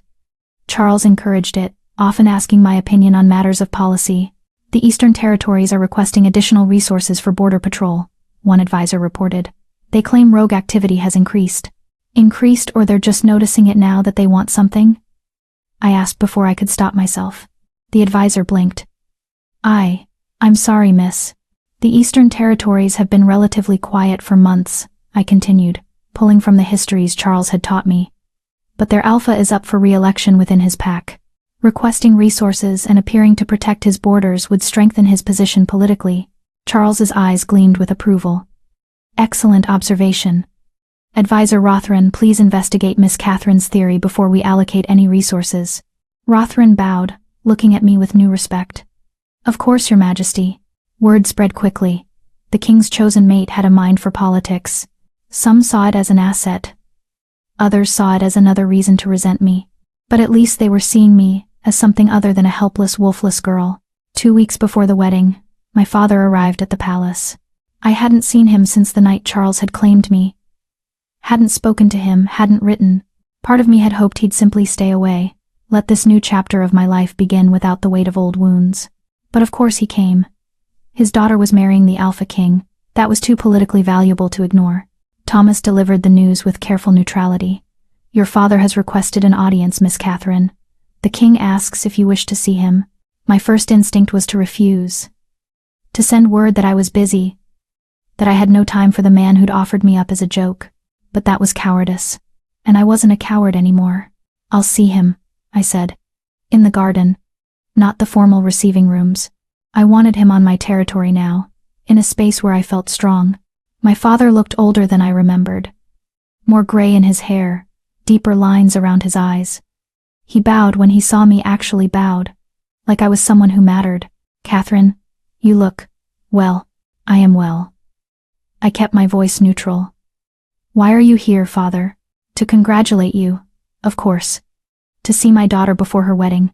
He smiled, but it didn't reach his eyes. I'm proud of you, Catherine. To have caught the king's attention, to have broken his curse. I didn't break the curse to catch his attention, I interrupted. I broke it because I fell in love with him. Both halves of him. Because he saw value in me when you never did. My father's smile faltered. That's not fair. I provided for you, kept you safe. You hid me, kept me silent. Let Angelia and the others mock me because acknowledging my existence was inconvenient. I stepped closer. You offered me up as entertainment that night, father. As a joke. And when the king claimed me, you didn't object because you were relieved to have the problem of me removed. I was protecting the pack. You were protecting yourself. My voice was steady now, cold. And I understand. You did what you thought you had to do. But don't come here now, pretending you're proud. Don't rewrite history to make yourself feel better about how you treated me. He stared at me. This daughter he'd never really seen before. You've changed. No. I've just stopped pretending to be smaller than I am. I straightened. You're welcome to attend the wedding, father. But know that I'm not doing this for you. I'm not marrying the king to elevate our pack, or to make you proud. I'm marrying him because I love him, and he loves me, and for the first time in my life, I'm choosing something for myself. Catherine, that's all I have to say. I turned away. Thomas will show you to your quarters. I walked away from my father, from his shock, his discomfort, his belated attempts at reconciliation, and I felt lighter than I had in years. That night, I told Charles about the confrontation. We were in his private chambers, my chambers now too, though we'd agreed to wait until after the wedding for anything beyond stolen kisses and careful touches. The curse was broken, but some traditions were worth honoring. How did it feel? He asked, pulling me against his chest as we sat before the fire. Standing up to him? Terrifying. Liberating. Both. I leaned into his warmth. I spent so long wanting his approval, his acknowledgement, but when I had the chance to demand it, I realized I didn't need it anymore. Do you? His voice was soft against my hair. Everything. Well, not everything, I teased. I still can't shift into a wolf. I'm still barren. Those things haven't changed. Do they still bother you? I considered the question honestly. Sometimes.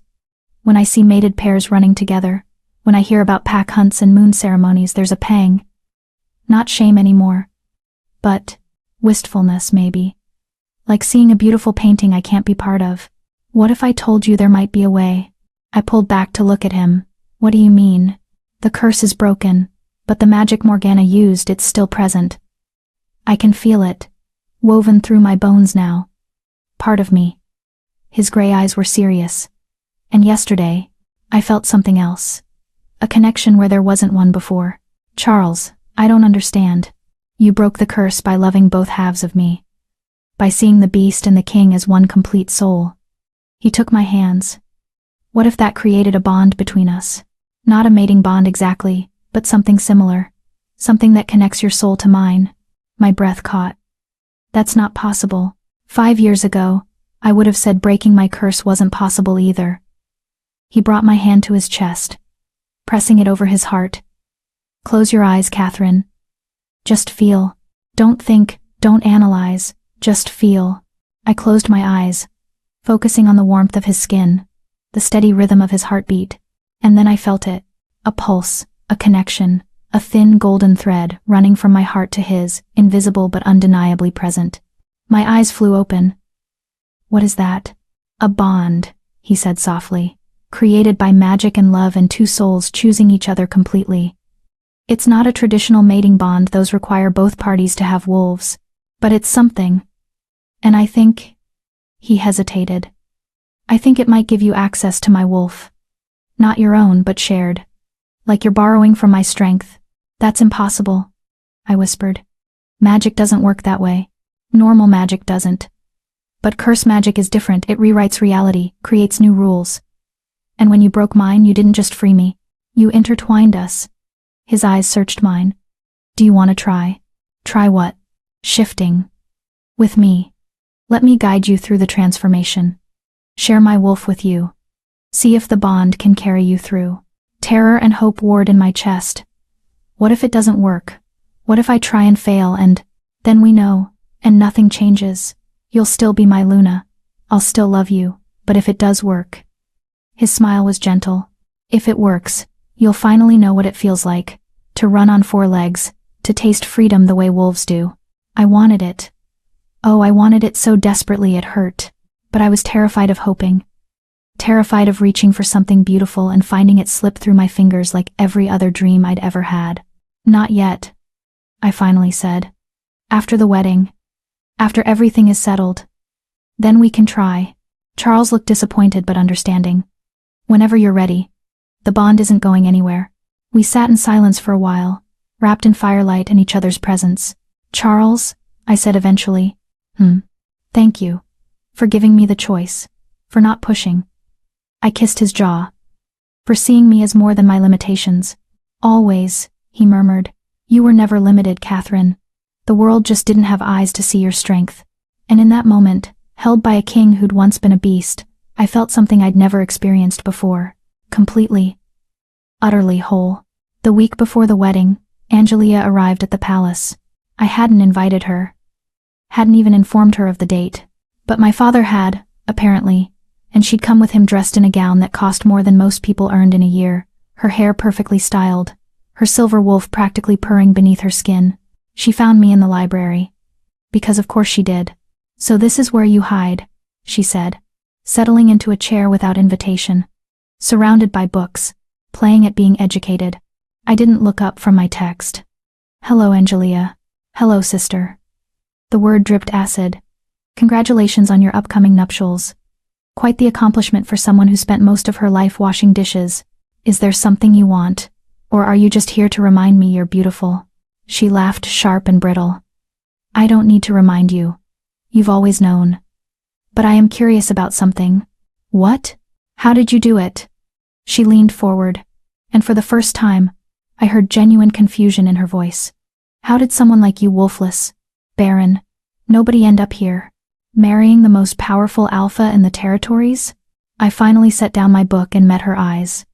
I was myself. That's all. I didn't pretend to be something I wasn't. I didn't try to be you or anyone else. I just was honest. That's it? Honesty? She sounded almost angry. I've been perfect my entire life. Beautiful, powerful, desirable. And yet you're the one wearing a queen's ring. Maybe that's why, I said quietly. Maybe he didn't want perfect. Maybe he wanted real. Angelia stared at me. Something unreadable in her expression. Envy. Yes. But also, something that looked like loss. I could have had this, she whispered. If Father had presented me instead of you that night. If I'd been the one asked to sing. No, I said gently. You couldn't have. Because you would have sung the Luna hymn, the way it was meant to be sung perfectly, powerfully, without a hint of vulnerability. And that's not what Charles needed to hear. So what, I'm being punished for being strong? You're not being punished at all. You'll marry well, Angelia. You'll find an alpha who appreciates your strength and beauty. But Charles needed someone who understood what it meant to be broken. And that was never going to be you. She stood abruptly, smoothing her gown. I don't understand you, Catherine. I've never understood you. But I hope. She paused at the door. I hope you're happy. Truly. Because if you're not, if you've somehow manipulated this situation, it will destroy you. I know, I said. That's why I'm being so careful to deserve it. She left without another word. And I returned to my books, no longer haunted by the ghost of who I could never be. The night before the wedding, Charles found me on the balcony, staring at the stars. Nervous? He asked, wrapping his arms around me from behind. Terrified, I admitted. Tomorrow I'll be Luna Queen. Tomorrow everyone in the kingdom will be watching me, judging me, waiting for me to fail. Then let them watch. He kissed my temple. Let them judge. You've already proven yourself in the ways that matter. You broke an impossible curse, survived a beast, and earned the respect of the council. Everything else is just ceremony. Easy for you to say. You were born to this. I was born to duty and expectation and crushing loneliness. He turned me to face him. But you chose this. Chose me. Chose a life that terrifies you because you wanted it badly enough to be brave. That's more impressive than anything blood or birthright could give. You always know what to say. That's because you're easy to praise. He cupped my face. Tomorrow, Catherine, you become my Luna, my queen, my partner in everything. Are you ready for that? I looked into his storm-gray eyes that had once belonged to a beast, that now held nothing but love and certainty. Yes, I said, I'm ready. He kissed me then, deep and slow and full of promise. Tomorrow would be public vows and political theater. But tonight was just us two broken people who'd found each other in the dark and chosen to build something beautiful. And that was more than enough. Chapter 7. The Luna Who Couldn't Run. I woke on my wedding day to find snow falling. It was late spring. Snow shouldn't have been possible. But when I opened my eyes and looked out the window, fat white flakes drifted down like blessing, coating the palace grounds in pristine white. Thomas appeared with breakfast, his old face creased with wonder. It's magic, Miss Catherine. Old magic. The kind that appears when something significant is happening. Snow in spring is significant. A Luna Queen coronation is significant. The moon goddess herself is paying attention. He set down the tray, then handed me a small envelope. This arrived just before dawn. No messenger, no seal. Just appeared on the king's desk. My hands trembled as I opened it. Inside, in elegant script, was a single line. Blessings on the one who sees holy. May your bond be unbreakable. M. Morgana. The witch who'd cursed Charles was sending her blessing. I clutched the note to my chest, unexpected tears burning my eyes. Even she who had every reason to hate, to curse, to destroy was acknowledging what we'd built. Miss Catherine? Thomas's voice was gentle. It's time to prepare. The next hours were a blur of activity. Servants helped me bathe, scenting the water with moonflower and silver sage, traditional herbs for Luna ceremonies. They dried my hair until it shone, then wove it into an intricate crown braid, studded with tiny crystals that caught the light like stars. The dress was breathtaking. Ivory silk that flowed like water, embroidered with silver thread in patterns of moons and wolves. The neckline was modest but elegant, the sleeves long and fitted. It was nothing like the ostentatious gowns I'd seen other noble women wear. It was simple, beautiful, and somehow perfectly me. When they fastened Charles's promise ring onto a chain around my neck, to be replaced with wedding bands during the ceremony, I finally looked like what I was about to become. A queen. You're beautiful, miss. One of the younger servants whispered, tears in her eyes. I barely recognized myself in the mirror. The broken girl from the kitchen had disappeared. In her place stood someone who looked confident, regal, worthy of standing beside a king. I just hoped the illusion held.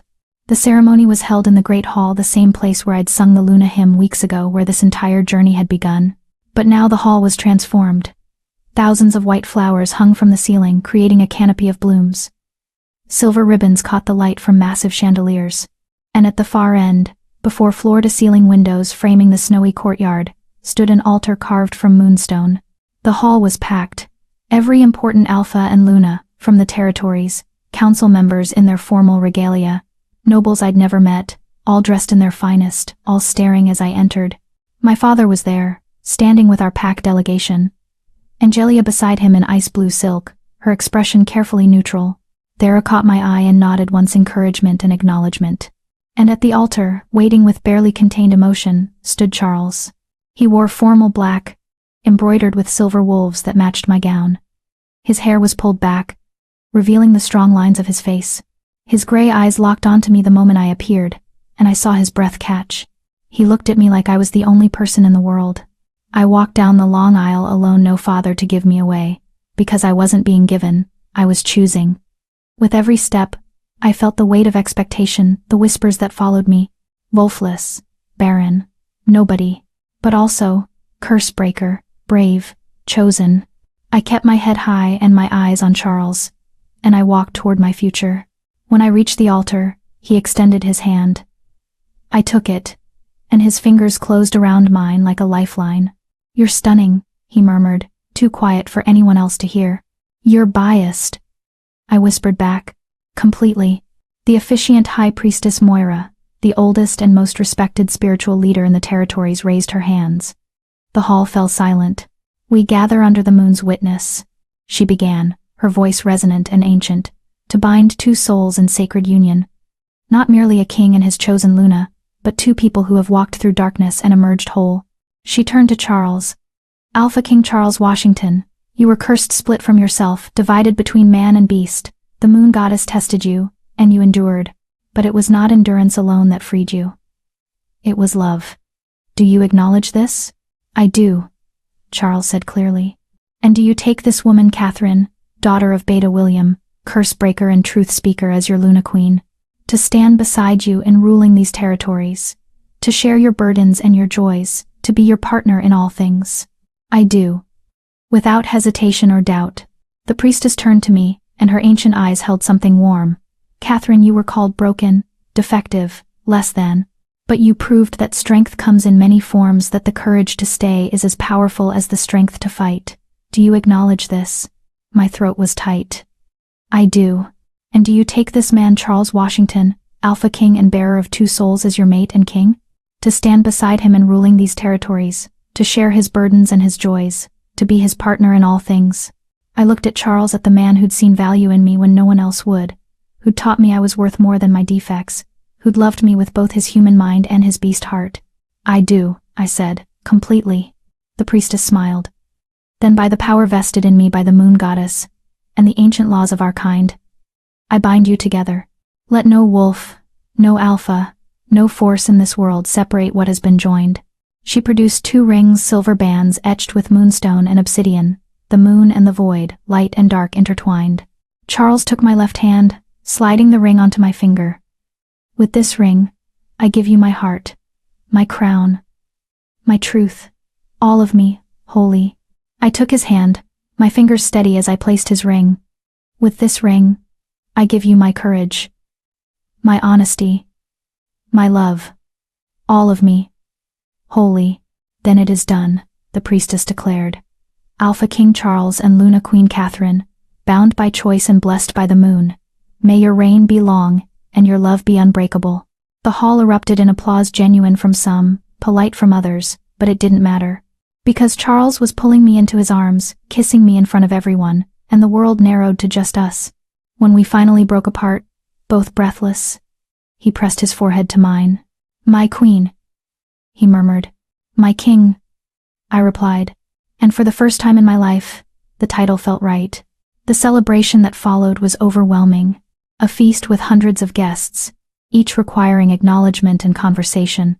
Alphas wanting to curry favor, Lunas offering carefully worded congratulations, nobles positioning themselves for advantage. I smiled until my face hurt, made small talk until my throat was raw, and tried not to let anyone see how exhausting it all was. Charles stayed close, his hand on my back or my waist, a constant anchor. Whenever someone's questions became too pointed or their tone too condescending, he would smoothly redirect the conversation. Your Luna is remarkably composed for someone so inexperienced, one elder Luna commented, her smile not reaching her eyes. Catherine has more wisdom than many twice her age, Charles replied coolly. Experience isn't measured only in years, Lady Helena. The Queen has broken a 5-year curse, Thera added, appearing at my elbow with perfect timing. I'd say that's more experience with the impossible than any of us can claim. Lady Helena retreated. Chastened. Thank you, I murmured to Thera. Don't thank me. Just survive. She glanced around the crowded hall. There are 20 females here who wanted to be standing where you are. At least half of them will try to undermine you in the coming months. Stay sharp. How do I fight people who smile to my face and plot behind my back? By being smarter, more strategic, and utterly unwilling to back down. Thera's eyes gleamed.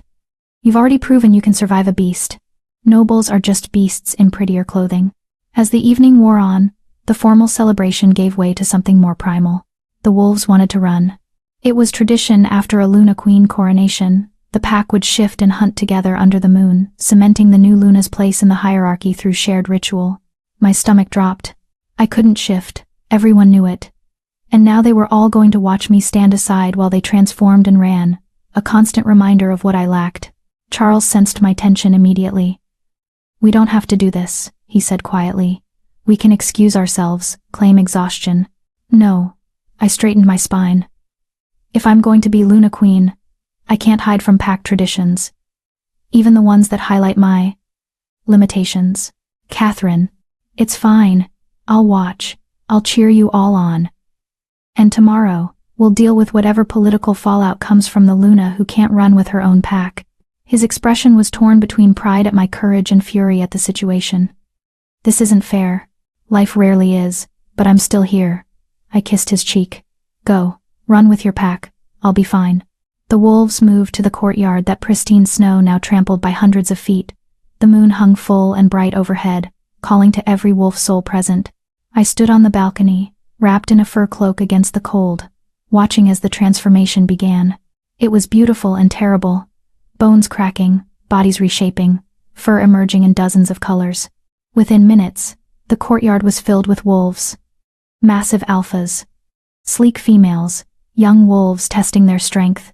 And at the center, the largest and most magnificent, Charles's wolf. He was pure black, massive and powerful, with those same storm gray eyes. He looked up at me on the balcony, and I felt our bond pulse with longing. He wanted to share this with me. Wanted me beside him, not watching from above. The pack began to move, flowing toward the forest beyond the palace grounds. A living river of fur and fang, an ancient instinct. Charles hesitated, still looking at me.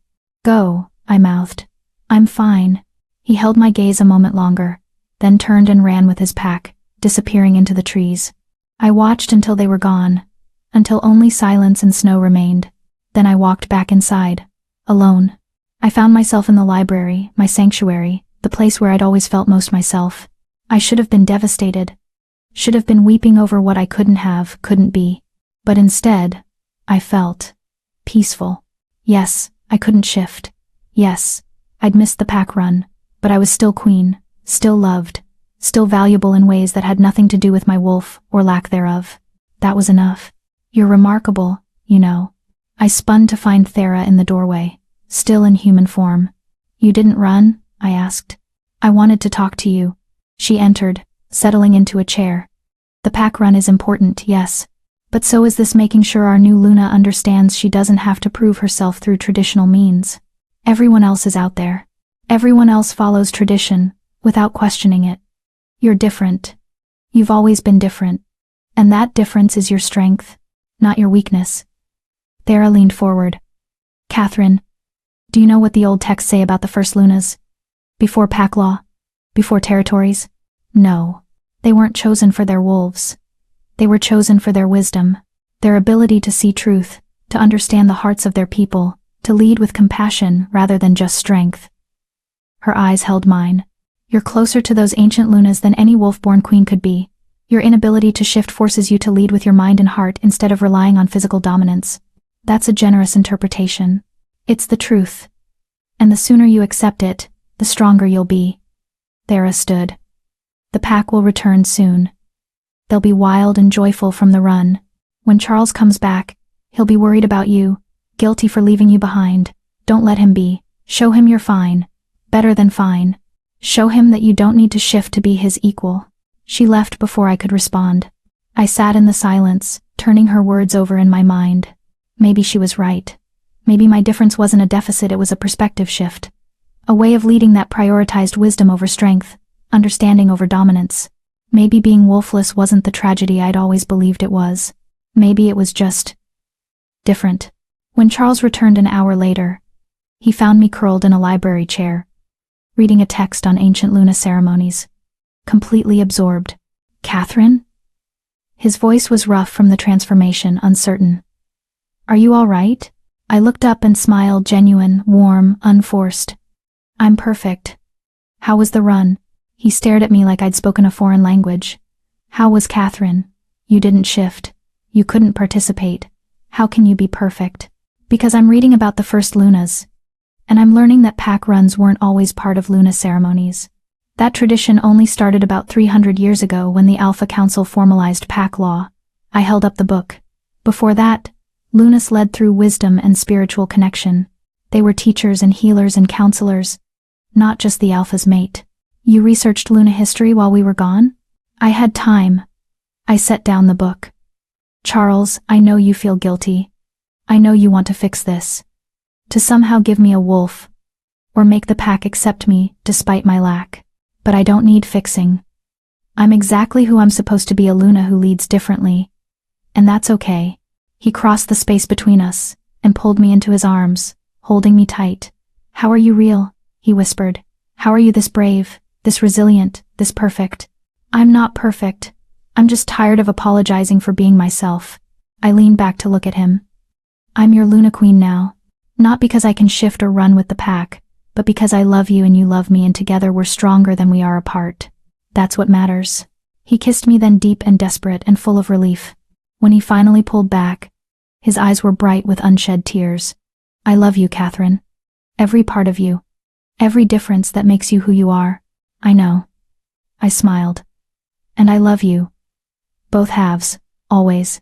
We stood there in the library, wrapped in each other, and moonlight filtering through windows, and I felt something settle deep in my bones. This was where I belonged. Not in spite of being wolfless, but because my unique perspective would help me lead in ways others couldn't. I was exactly who I was supposed to be. Later that night, in the royal chambers we now shared, Charles brought up the topic I'd been avoiding. Do you still want to try? He asked quietly. To see if the bond will let you shift through my wolf? I'd almost forgotten about his offer weeks ago. The possibility that our magical connection might let me access his transformation. I don't know, I admitted. Part of me desperately wants to try, to finally know what it feels like. But another part. I hesitated. Another part is afraid of failing, he finished gently. Yes. And more than that, I'm afraid of wanting it too much. Of letting hope in and having it destroy me if it doesn't work. Then let's take the pressure off. Charles took my hands. Don't think of it as trying to shift. Think of it as an experiment, a curiosity. If it works, wonderful. If it doesn't, nothing changes. You're still my Luna. Still perfect exactly as you are. I searched his face. You really mean that? I really mean that. He squeezed my hands. But I also think you deserve the chance to try. To at least know if it's possible. Not because you need it to be complete, but because experiences shape us, and this is an experience you've never had. He was right. I'd spent my whole life wondering what it felt like to shift, to run on 4 legs, to taste freedom the way wolves did. Even if I failed, at least I'd know I tried. Okay, I said. Let's try. We went to the private royal courtyard enclosed by high walls. Away from prying eyes. The snow had stopped, leaving everything pristine and quiet. Charles stripped down unselfconsciously. Nudity before shifting was natural to wolves, though it still made me blush. Come here, he said, extending his hand. I took it, and immediately felt our bond pulse stronger. That golden thread connecting heart to heart, soul to soul. Close your eyes, Charles instructed. Feel the bond. Follow it into me. Into my wolf. Don't force it, just flow with it. I closed my eyes and reached along that thread, feeling it grow brighter, stronger, and then I felt him. Not just Charles the man, but something deeper, primal, ancient. A presence that was both human and other, thought and instinct merged. His wolf. Good, Charles murmured. Now I'm going to shift. Stay with me. Stay connected to the bond. Let my transformation carry you with it. I felt him begin to change bones, reshaping, form shifting, and instead of being separate, watching from outside, I felt it happening with me. My bones ached. My skin prickled. My senses sharpened impossibly. And then, pain, glorious, terrible pain as my body tried to reshape itself. I gasped, breaking concentration, and the connection snapped. When I opened my eyes, Charles stood before me in wolf form, magnificent and concerned, but I was still human. Still unchanged. I felt it, I breathed. For a moment, I felt the shift beginning, but I couldn't hold it. Charles transformed back, human again in seconds. You felt it, Catherine? That's incredible. Most wolves can't share transformations even through mating bonds. The fact that you felt anything. But I didn't shift. I tried and failed. You connected to my wolf through a bond that shouldn't exist. And you felt the beginning of a transformation no wolfless person has ever experienced. He pulled me into his arms.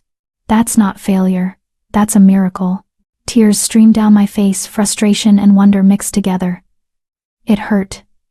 It hurt so much and I still couldn't do it. The first shift always hurts. Even for born wolves. He stroked my hair.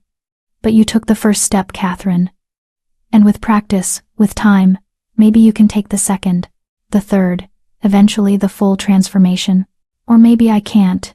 Maybe this is as far as I can go. Then this is enough. He tilted my face up to his. You are enough. Shifted or not, wolf or not. You're my Luna and my love, and that will never change. I buried my face in his chest and let myself cry for the girl who'd always wanted to run, for the queen who might never fully transform, for all the complicated grief and hope tangled in my heart. And Charles held me through it all. Patient and loving, and exactly what I needed. We returned to our chambers as dawn painted the sky pink and gold. Our wedding night, technically, though we'd spent it attempting transformation instead of consummating our bond in traditional ways. I'm sorry, I said, as we collapsed onto the massive bed. This was supposed to be romantic. And instead I'm crying over failed shifting attempts. Charles laughed, that genuine, joyful sound I loved. Catherine, we broke a 5-year curse. We got married in front of the entire kingdom. We attempted magical wolf sharing. This has been the most eventful wedding night in history. Romance is overrated compared to that. You're sure you're not disappointed? He rolled over to look at me, his gray eyes serious. I'm married to a woman who walked into a beast's cage armed with nothing but riddles and courage. A woman who sees my broken pieces and calls them beautiful. A woman who becomes queen and immediately starts researching how to do it better. He cupped my face. How could I possibly be disappointed? I kissed him, then soft and grateful and full of love. And when he deepened the kiss, when his hands began to explore with gentle reverence, when we finally came together as mates and partners and two souls bound by choice, it was perfect. Not because I'd shifted or proven anything or lived up to some ideal, but because I was exactly who I was, and that was enough. Chapter 8. The Truth of Two Souls. 3 months passed. 3 months of learning to be Luna Queen, attending council meetings, settling disputes, representing the kingdom at territorial gatherings. 3 months of making mistakes and learning from them, of facing opposition and standing firm, of slowly earning respect through action rather than birthright. 3 months of trying to shift. Every night, Charles and I would go to the private courtyard. Every night, I would reach through our bond, feel his wolf, attempt the transformation. And every night, I would fail. Oh, I could feel it now, that primal force waiting just beyond my reach. I could sense the shift beginning, bones preparing to reshape, instincts stirring. But I couldn't complete it.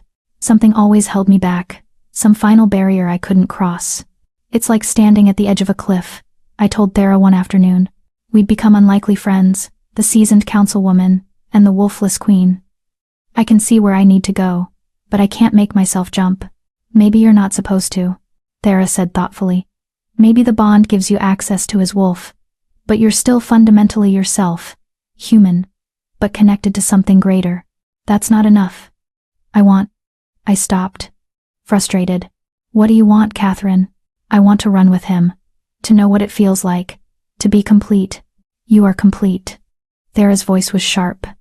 You're just fixated on what you lack instead of what you have. You can feel his wolf. You're connected to Charles in ways that transcend normal mating bonds. You're Luna Queen despite being wolfless. When will that be enough? Her words stung because they were true. I was letting this become an obsession, a marker of failure, when I should have been celebrating how far I'd come. But I couldn't let it go. The trouble started on a bright autumn morning. A messenger arrived from the Southern Territories, one of the smaller packs, remote and often overlooked.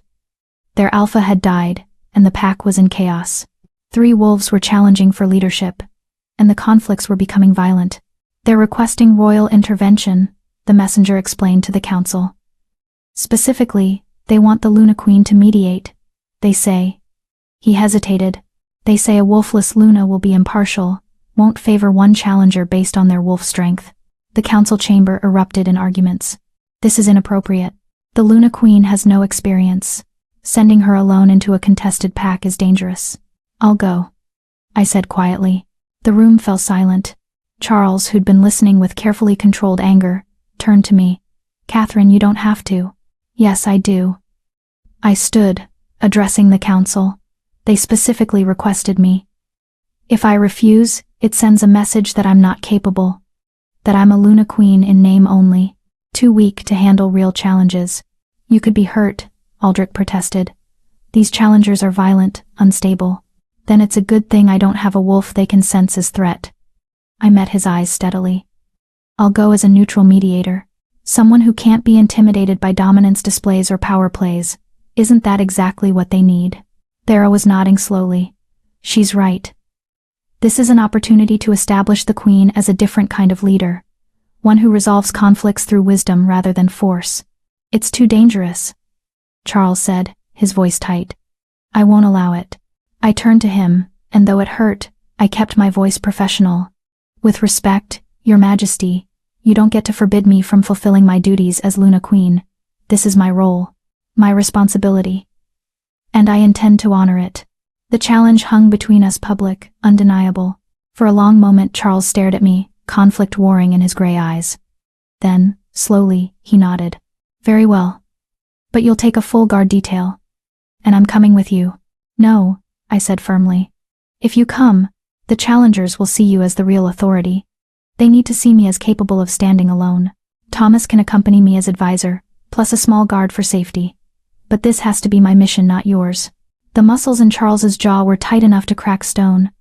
But he was also a good king, good enough to recognize when his mate was right, even if it terrified him. Fine, he said through gritted teeth. But if anything happens to you, I'm razing that territory to the ground. Noted, Your Majesty. We left 2 days later, me, Thomas, and 4 guards.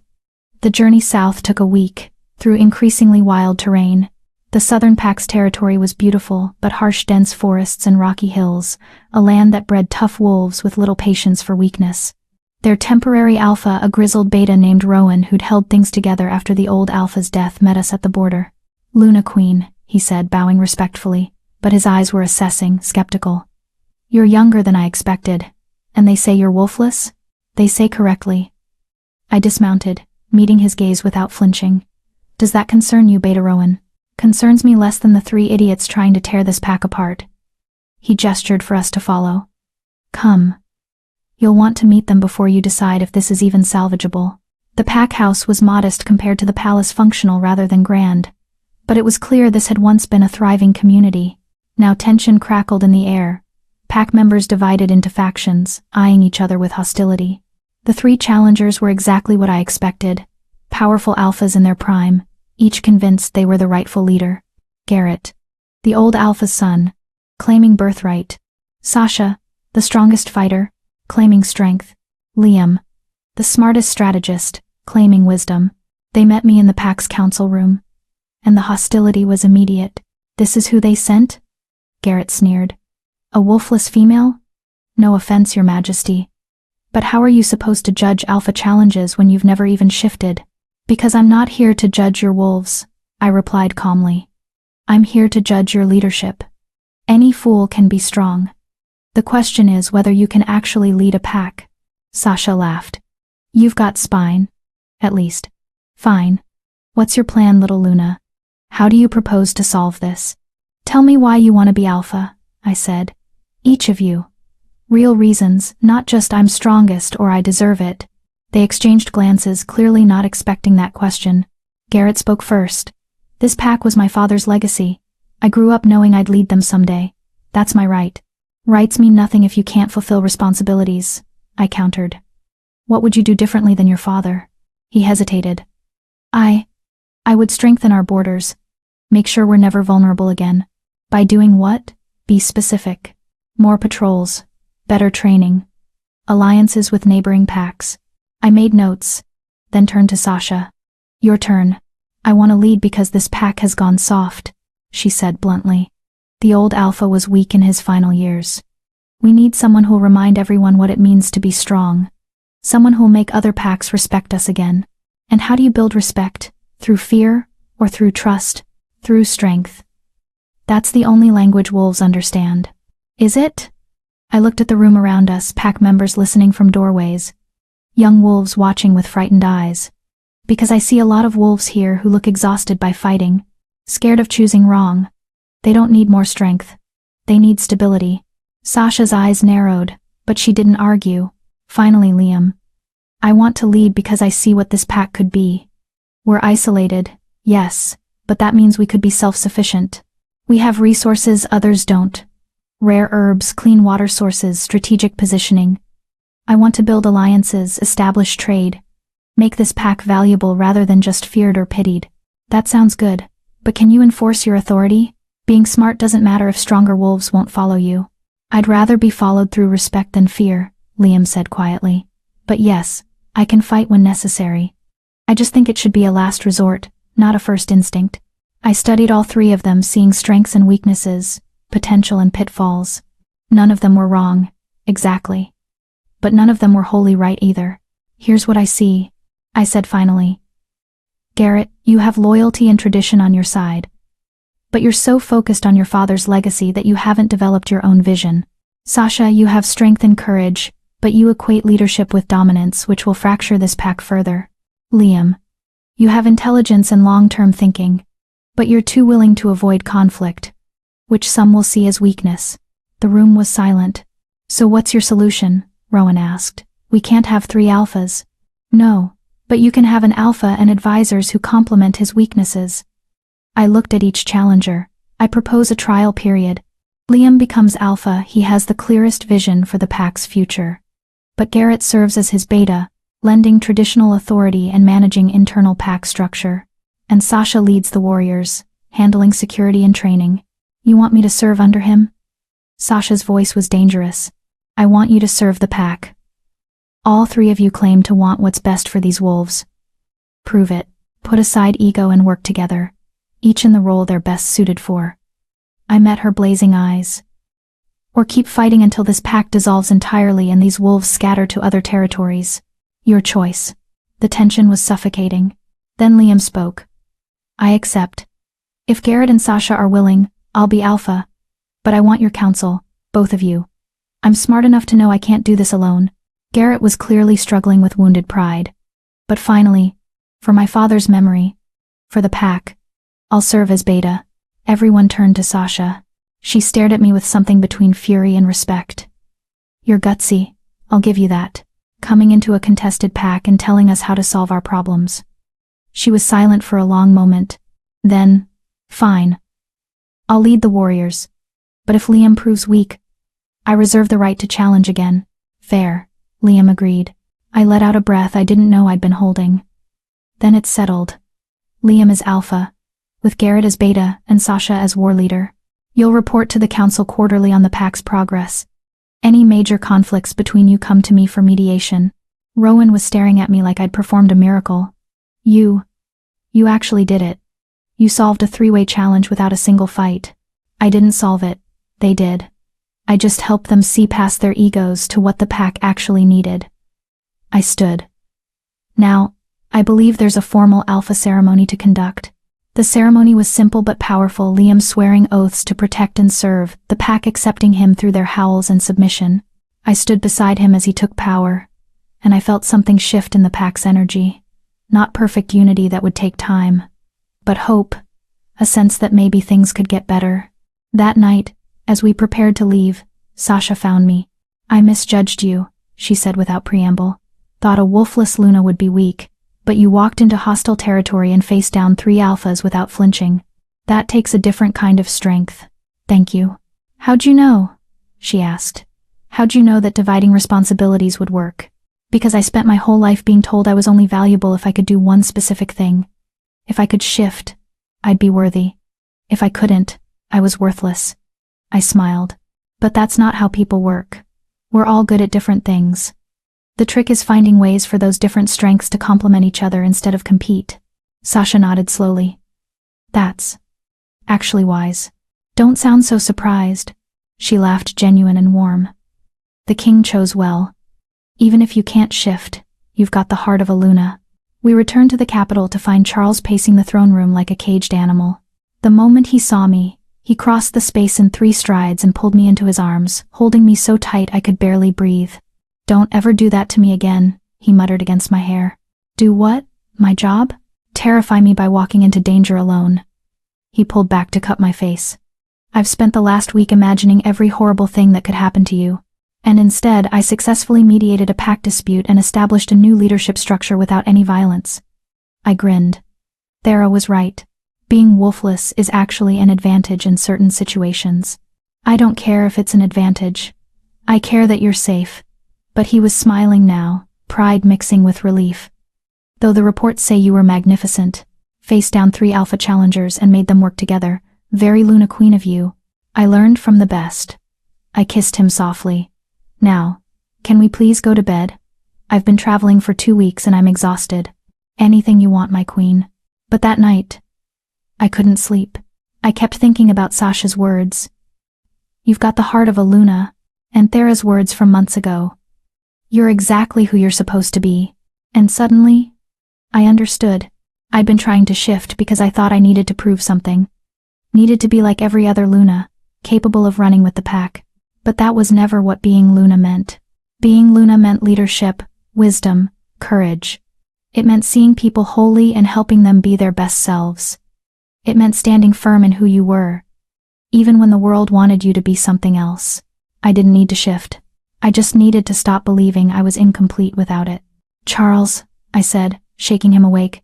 He came alert immediately, reaching for weapons that weren't there. What's wrong? Nothing's wrong. I just realized something. I sat up, face him in the moonlight. I don't want to try shifting anymore. His expression shifted to concern. Catherine, if this is about the failed attempts, we can keep trying. With practice. No, you don't understand. I don't want to keep trying because I don't need to. I thought I had to shift to be complete, to be a real Luna. But that's not true. I'm already complete. I'm already a real Luna. Shifting would just be an addition, not a requirement. Charles studied my face. You're sure? Because if you want to keep trying, I'll support you. I'm sure. And I was. For the first time since he'd offered to share his wolf, I felt completely at peace with my decision. I'm exactly who I'm supposed to be. Wolfless, yes. But also wise and brave and capable of leading in ways others can't. That's enough. It's more than enough. He pulled me into his arms, and I felt his relief through our bond. I never wanted you to shift because I thought you were incomplete. I just wanted to give you the choice. And I'm choosing myself. Exactly as I am. We lay back down, wrapped in each other in contentment. And for the first time in months, I slept deeply, dreamlessly, perfectly at peace. The next morning, I woke to find Thomas at our door, looking apologetic. Your Majesty, there's a visitor. She appeared at the gates at dawn, asking for you specifically. No guards would approach her, they say. He swallowed. They say she smells like old magic. My heart kicked into overdrive. Charles and I dressed quickly and went to the throne room. And there, standing in a pool of morning sunlight, was a woman I'd never met but somehow recognized instantly. Morgana Wilson. She was smaller than I expected, barely taller than me, with gray-streaked dark hair and eyes like winter storms. She wore simple traveling clothes, but power radiated from her like heat from coals. "Luna Queen Catherine," she said, her voice surprisingly gentle. "I've been waiting to meet you. You're the witch who cursed Charles." I kept my voice steady. "I am. And you're the woman who broke my curse." She smiled, sad but genuine. "I've been watching. From a distance, through scrying, seeing how you navigated my magic. I had to know if the curse broke legitimately or if you'd found some loophole, some way to cheat the magic." Charles moved protectively closer. "And what did you find?" "That she loved you wholly. Both halves, without reservation or manipulation." Morgana's eyes were bright with unshed tears. "That's rare, you know. Most people love the idea of someone, or specific parts of them. But she saw all of you, king and beast, thought and feeling, strength and vulnerability, and chose it all." "Why are you here?" I asked. "To apologize. And to offer a gift." She reached into her bag and pulled out a small vial filled with luminous silver liquid. "This is essence of moonlight. Very rare, very old magic. If you drink it, it will complete your transformation attempts. You'll be able to shift fully, to run as a wolf." The room went silent. Every cell in my body wanted to reach for that vial, to finally have what I'd always wanted. But then I remembered last night's revelation. Remembered choosing myself. "Thank you," I said carefully, "but I don't need it." Morgana's eyebrows rose. You're refusing?" "I'm choosing myself. I'm wolfless, and that's okay. I'm Luna Queen because of who I am, not despite what I lack." I met her ancient eyes. "I appreciate the offer, truly. But I don't need magic to make me complete. I'm already whole." For a long moment, Morgana just stared at me. Then she began to laugh, a sound like bells and sorrow and joy all mixed together. "Oh, child. Oh, you magnificent child." She wiped tears from her eyes. "Do you know what you just did? Refused a magical gift? You passed the final test." She looked at Charles. "The curse had 3 parts, you see. First, being split until someone loved both halves. You achieved that. Second, that person had to be genuine, not seeking power or advantage. She achieved that.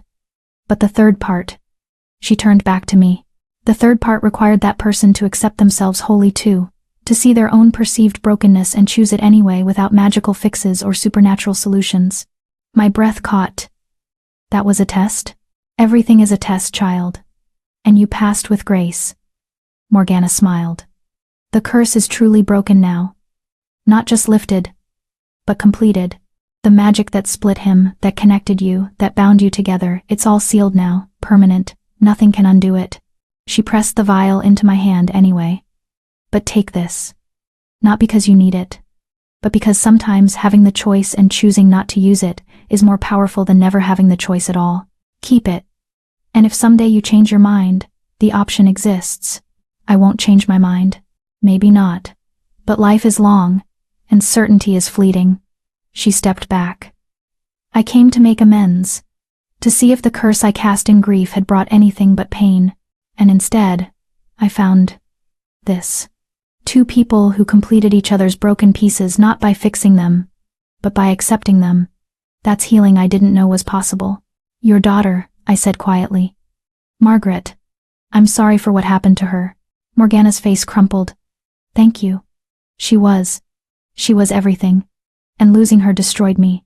But perhaps," she looked at Charles, "perhaps some good came from that destruction. You learned compassion, Your Majesty. You learned what it means to be split from yourself. And that made you capable of loving this extraordinary woman." "It doesn't make it right," Charles said. "What I did executing Margaret, I can't take it back. But I am sorry. Truly sorry for your loss. I know. And I forgive you. Not because you deserve it, but because holding on to hatred has exhausted me." Morgana moved toward the door. "Live well, both of you. Build something beautiful from what was broken.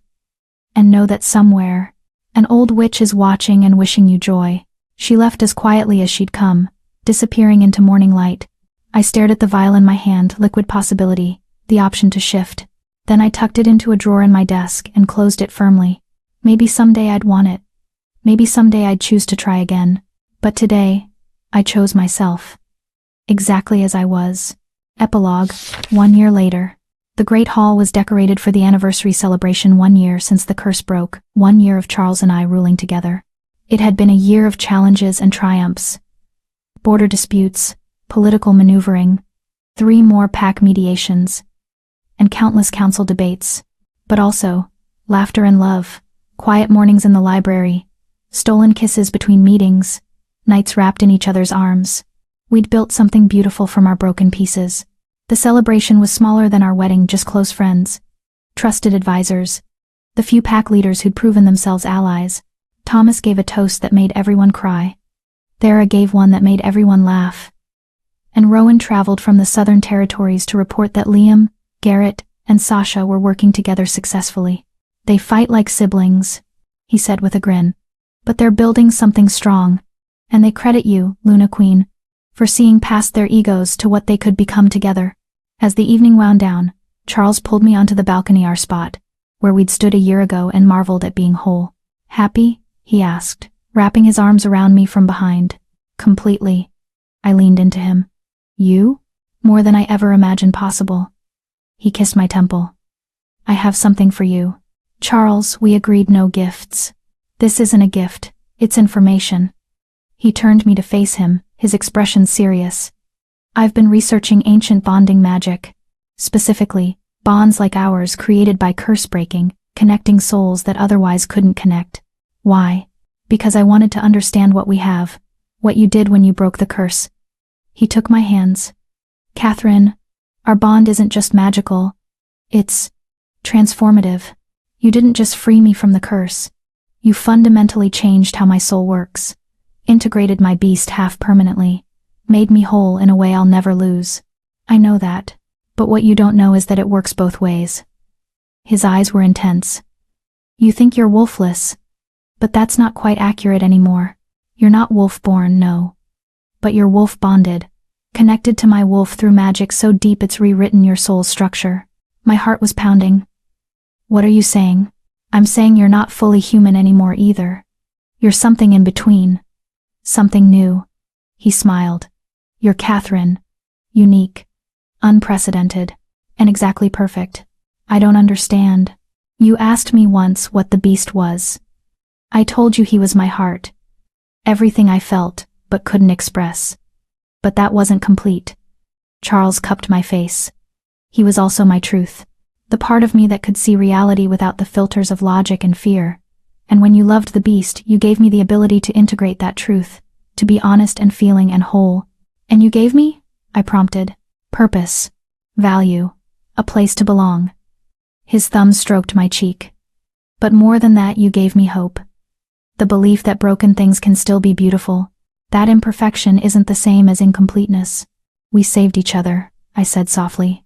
We chose each other. Every day. That's what the riddle meant.